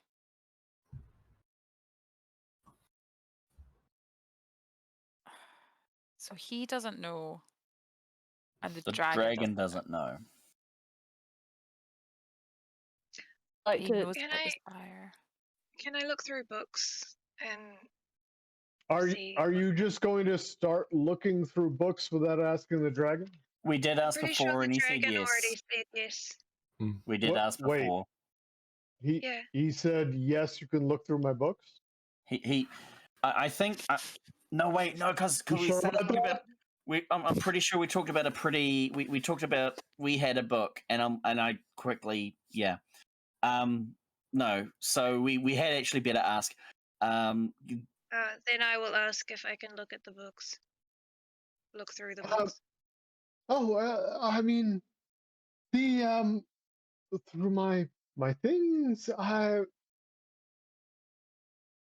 I'm a little hesitant to let you look through my things unless you're bringing me something else. I just, in case you damage something or I, you can see everything is so beautiful. I don't really want to risk um, losing any of the beautiful things that I have.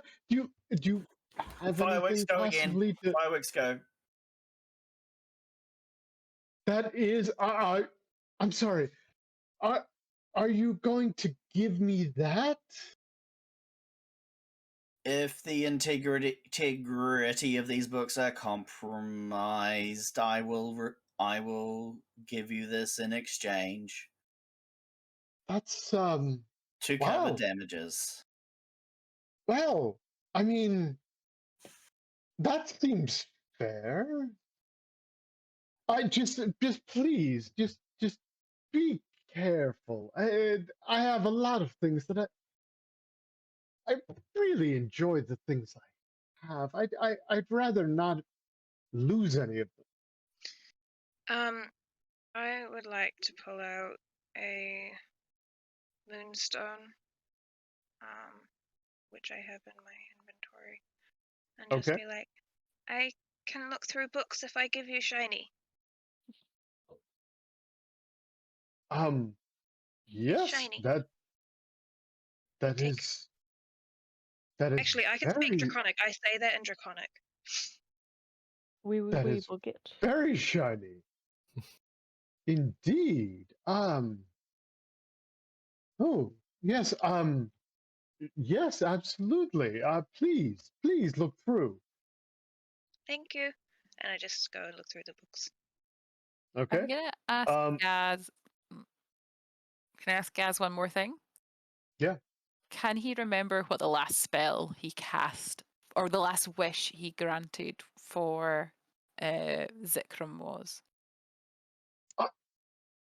I never actually granted a wish to Zikran. The last thing he requested of me was all of my knowledge regarding the summoning and control of elementals.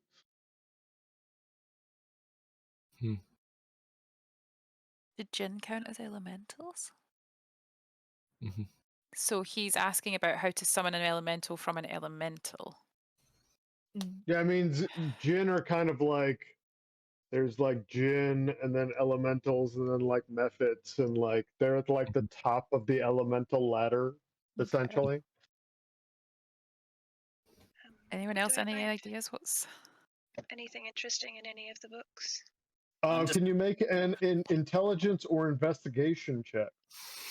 I'm just distracting a dragon with a sparkler. So, like, I am you know.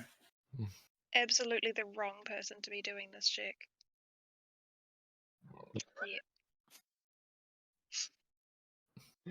Yeah. Is anyone else? I mean, the rest of Please, you, guys. aside from Eddie, who is still in the other room, the rest of you are in the room with Fungi, and Ashgrelith has seemed to given you free reign to All right. kind of take a look around. If you'd like to make a check, Please. go ahead. I feel like I should be granting a help action to someone else who actually has a not crap investigation. Yeah, It's a positive number. It's a positive number is the best thing I can say about my modifier. So Judge doesn't read, so his is just a 0. all right. So does someone want to help? Does someone want to help me then? Can I run my hands along the walls while folks are looking through books? Can I run my hands along the walls and see if there's any kind of illusory wall potentially? I will help meander. you, Skiff, with my. Okay, you're gonna give a help action. I will. Yeah, we All can. right. We can. 12. Can I investigate in the other room if I'm not getting anything else from the book? I think try and have a look at the room. There's the bed and the desk you said were in this room and broken up. Yeah. I would like to ask Ash Gallerith, would you mind showing us your human form? I've always been interested in dragons. Curious to see what else you can do. Do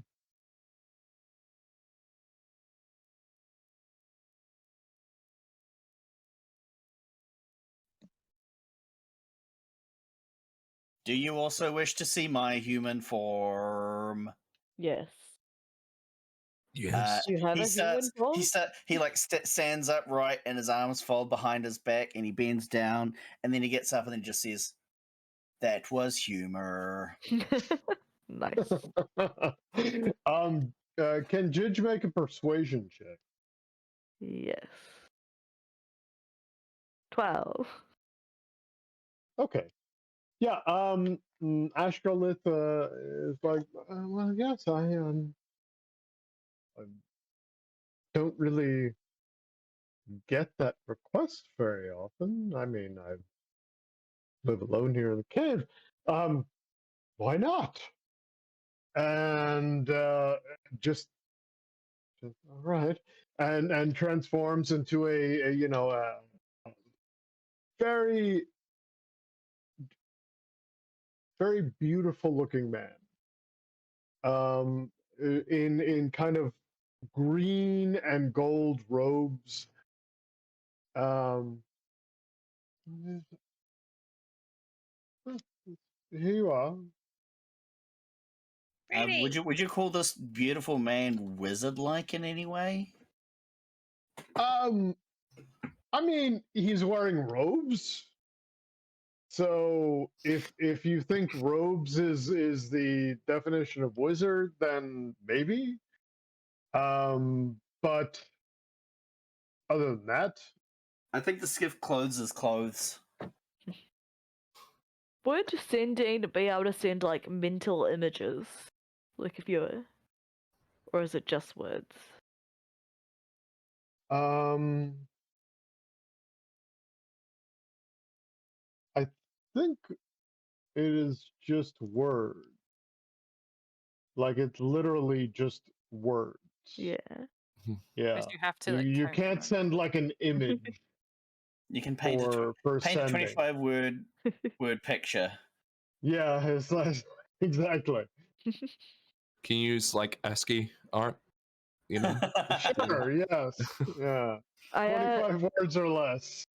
I slip out of the room so I can go ask the djinn what the dude looked like.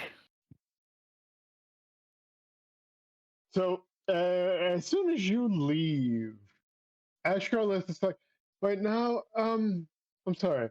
Two of you have walked out the door. Fireworks. What are you doing back out there?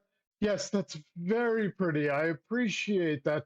However, what's They're going out probably there? I've been able They're to do probably my just investigation before that. they're probably just going to the bathroom. That I'm was spelling his name. G. I don't have a restroom here. Yes, they use There's the an water. ocean outside. Mm. Sure. Okay, and Ashgarlith turns back into dragon form and starts heading this way. I'm curious. Is there more to this place? No, no. As Ashgarlith's continuing to move forward, no, this is it. This is everything you see here is what I have. Those guys answer when I like come out and ask him what Asking what? ask him what the wizard man looks like. Oh, like I said, it's. Was he still here when I came? A little bit greasy. Blue and greasy. That's all I really remember. I was very young at the time. I guess I'm still young now, but yes, blue and greasy. He did Sure. say air ganassi, didn't he? No, he's not an Water. air ganassi. Water. Water ganassi. Water gun. Water ganassi, bronze dragon. There's a connection. Mm. I feel like we need to. Did I hear the dragon coming? I mean, with your perception, sure. Yes. I cast Yeah. invisibility in the book. I close it and cast invisibility. Okay.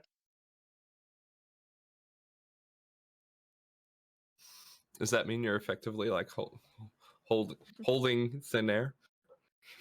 Did I find any? Sorry. I'm just gonna call out and say, going somewhere, Zikran, to the dragon. I'm sorry. Are you addressing me? Can I make an insight on this? Yeah.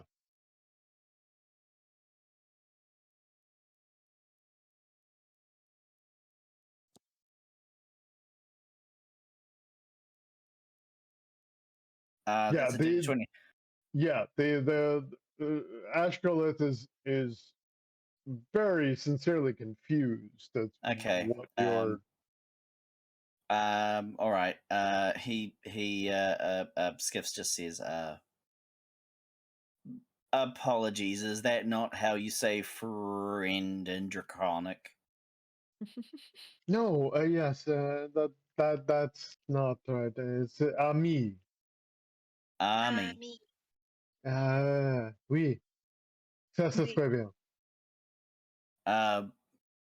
I do not require to do that. I am inorganic. Okay. All right then. Yes. So you're friends, and then it just starts pushing a claw towards the door there. Can I walk out with him? Just follow along. Yeah. No. I mean, it's like Ashgarlith is literally just opening this door with a claw. Mm-hmm. So yeah, I will now be looking through the stuff in the corner because I feel that's justified. Dude looks up at like the dragon and was like, "Oh hey man, sorry, I just had to fart."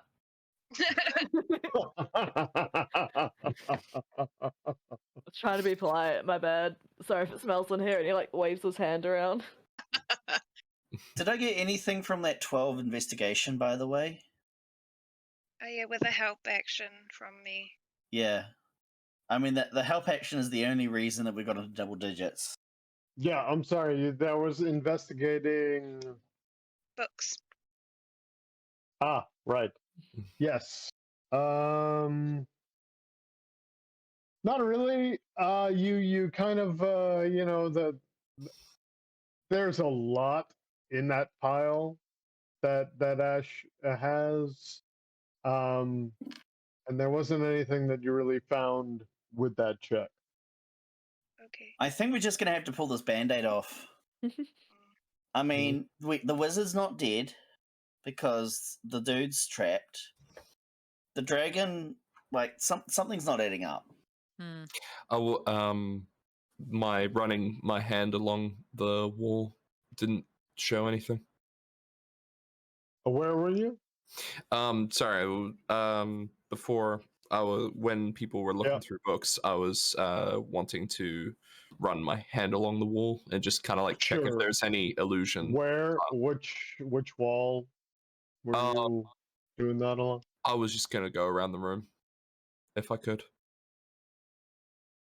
You know, while the folks were checking out bookshelves and stuff like that. Sure. You want to make a perception and/or investigation check for that? I'll do it. I'll throw out a perception. Hey, that's a good roll. Woo. Yeah. Wow. So yeah, going around the room there, you could tell that over here there's a secret door. Something that would like open up in that direction. Can I push it? Yeah. Push it.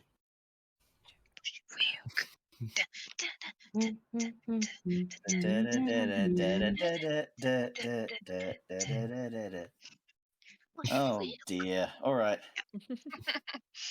Skiff will come along and check this out. There you go. Oh, look at that. It really is a secret tunnel. Yeah, it's a secret tunnel from where the corpses were. Secret tunnel. Man, if only we had molded Earth to the right. Right? Just a little bit over that A little way. bit to the side. We would have found this immediately. Anything in what's this? everyone else doing? It is literally just a tunnel. Just a tunnel. Sweet. Yeah, that goes between those two areas. No, I'm with you. All good. Can I have a look in the lab? What was a lab thing? Mm-hmm. For just, I don't know, anything to tell us about this wizard? Sure. Let me just see if there's anything else to give you here. I mean, the big area over here where you found Ashgrelith, that's the lab. Oh. The space down here was like Zikron's quarters. It was like his bedroom. Oh no, I wanted to look at his studying stuff, like his I definitely wanted to look at the lab part. Like, yeah, that is back up here. I don't want to like go through her hoard, but I don't want to like. I just want to look for any sort of. Well, Ash gave you free reign to actually take a look at the stuff in there. So if you haven't made a investigation check yet in that area, Not feel for free. that area, but oh god, okay. Do a search too. 12. Yeah, that's even worse than before. Yeah, I mean, you know that you don't really see anything. We want to give us that is a mushroom. I'm sorry, what? I was asking if we could get some bardic inspiration for these rolls. I'm not. No, I don't know if I'm close enough to you. I think it's 50, I think it's 60 feet. You just Roll shout a a check. compliment. You just shout a compliment through the door. Does it need a line of sight? That is so apologies, guys. I thought that it did need line of sight, and that was why I wasn't giving it out. But I'm happy to just be playing some little ditties to like. I've got 3 left, so Oh, I can hear the folk music from here. I think somehow I managed to be the smartest person here. So We how want- many do I add on to this roll? The Yeah, D10, I I'll think. give out 2 at the moment. Who wants? Me, I'm trying to investigate guy? the lab. You give one to yes. Scott. Can I? Yeah, I was just going to say, can I get it for investigations? Because I've got a slightly better thing, and you can do another help. Yeah, and just remember, if you fail, you get to keep it. What? Very spicy. Yeah. If you fail the check, You get to keep the die. Unfailing inspiration. When a creature adds one of your bardic inspiration dice to its ability check, attack roll, or saving throw, and the roll fails, the creature can keep the bardic inspiration die. So it only works when it actually works. So is it, nice. is it a D10? D10. Okay, I'm just going to type /roll D10. I think is how you do it. Yep.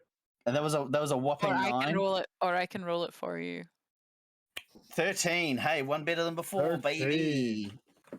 And then I'll do one for fun guy.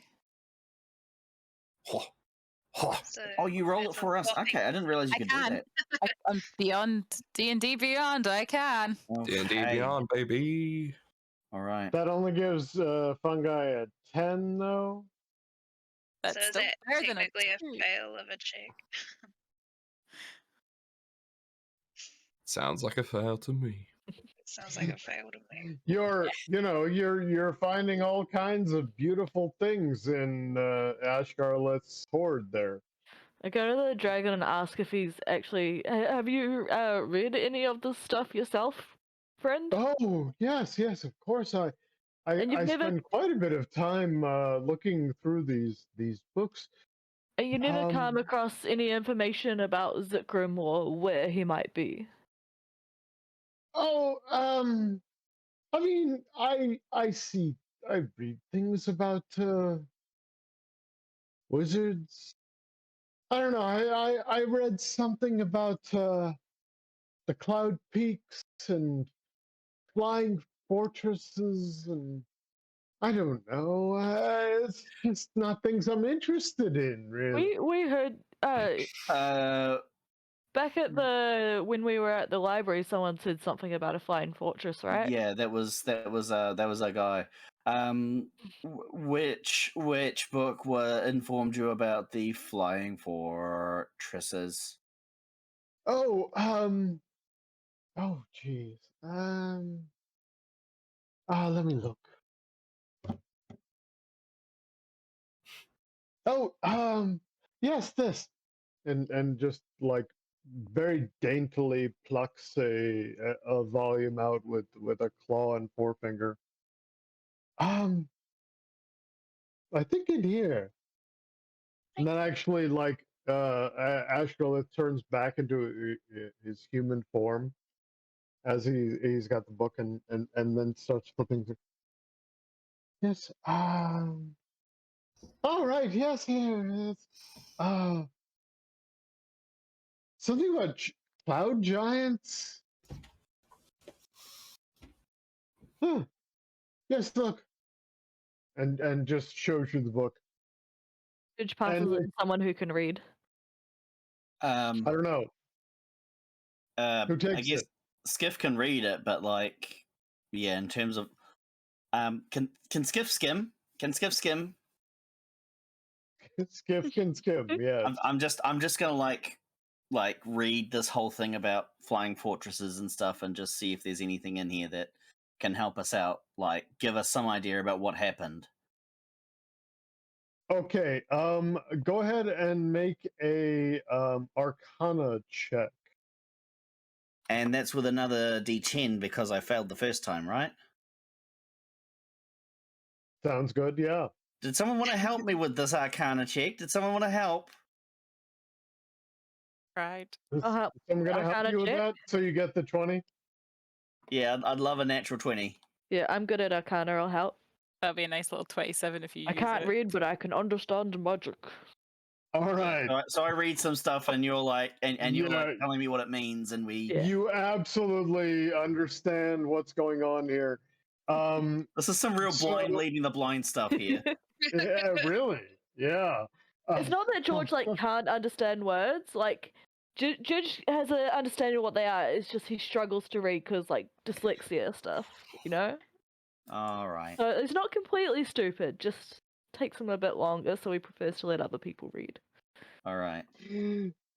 So Skiff skims through this book and sees that it's a diary. And it seems to be Zikrin's diary, and it very quickly you can tell that this is the diary of a paranoid and lonely person who just does not understand the world that is around them. The fear of discovery prompted them to pack up and leave very quickly. And the last things in it is a little bit of a map describing a route down to a mountain range south of where you are in the Cloud Peaks. There's a map that actually has a particular mountain circled in ink with the word "here" with a question mark right next to it. And there are diagrams below this map, and with that Arcana check, you can tell that it's a cannon of some sort that is tied to elemental energy in some way. 3 ends or 2 ends, by the way? For 3 cannon. ends. 3 ends? Okay. Wait, well, I mean, I know cannon with 2 ends, and I know cannon with 1 end. I don't know cannon with 3 ends. Because there's an end on the end. Can on. Oh, Can on. okay. I'm thinking in the middle, but yeah, okay. Yeah. I get what you're saying now. Yes, cannon with 2 ends in the middle. Yes, not what is what what is canon to this reality. Yeah. I ask, Dragon Man, would you like to come on an adventure and fly us to this floating place? A luck dragon's necessary if you're going on a quest. Do you want me to fly you to something? I'm confused. What's happening? Is that what the diary was of? Like the flying place? Well, yeah. I mean, yeah. The diary was giving you a location in the Cloud Peaks. And yeah. Well, you see, Dragon Man, there's some Cloud Peaks, and we gotta go find this wizard. And if you'd like to come on an adventure with us, we could also do with a ride. Probably. I'm not sure how we get up to the Cloud Peaks. Huh. Well, I mean, I haven't really been asked to do something like that before. Well, I don't see why not. I could help you get up there. Sure. Well, I mean, why not? If we find anything pretty, we will give it back to you. Yeah. That makes it even better, really. Yeah. Let's go. And Skiff opens up his book and has started another poem about the dragon. And it's currently limited to approximate measurements at this point because, but it's a start. All right. Yeah, my levitate will have worn off, but oh no, the levitate will have failed when I cast invisibility. So I'll just make sure to pick up the book again and not abandon it. Or just never put it down. Okay. One of the two. So, you know what? I'm gonna say that we will try to schedule another game Cool. so that we can finish Keen this. on that. Because there's no way that we are actually going to get through this in like the next few minutes, you know. I'm okay with it. This is fun. And this is a good place to stop. So if everyone is okay with trying to schedule another game to finish this adventure, it would be much better to do that. Yeah. Alternatively, Mhm. what if he flies in really high and drops me on the wizard? Because that's a stealth roll with advantage and a falling damage roll. What if we go up and nuke it from orbit? It's the only way to be sure. Kinetic missile damage, right? I mean, hey. But is everyone okay with that though? Sounds Yeah. great. Yeah, no, I'd love to. Honestly, if we wrap things up here, that's cool too. But like, yeah, we're not wrapping. I mean, I didn't realize this wasn't the last point, and I was like, there must be something here that we're missing. I know. I would yeah. I thought that too. We were trying to only shoot for like a 3-hour slot here tonight. yeah, And, I can't do another hour. I'm sorry. Yeah, no, and you know, exactly. We might be able to wrap it up another hour, but honestly, it's better to try to schedule another night if we can. Okay. Better And to honestly, fun it than to take away. I have a Slad character to rewrite after this, so I need to work on my my 3-hour slot timing. You know, Mm. Yeah. Good to know. I haven't You chuck done a a. dragon at a party and they're going to look at it and poke it from every single angle. No, exactly, and that's the thing is that I don't want to be like, oh no, let's move along. Don't play with the dragon. That's fun. it's sitting here be like, I must insight better. I'm still confused as to why about who's doing what's happening with the spire and stuff. Like, there's some big what ifs there that I'm just so confused I about. think they just have poor memories. Everyone's just a little bit fuzzy about a few years ago. Oh my gosh, what if it's actually the dragon's lair and the wizard's study, but they're only in when the other person's out, and so they never see the other person. And they're There like, you go. Who knows? I'm sure I didn't. I'm sure I didn't leave that pile of colorful coral on that shelf. I'll just clean that up and put my books back up. And the dragon comes in and is like, who put all these books here? At least they got pretty covers.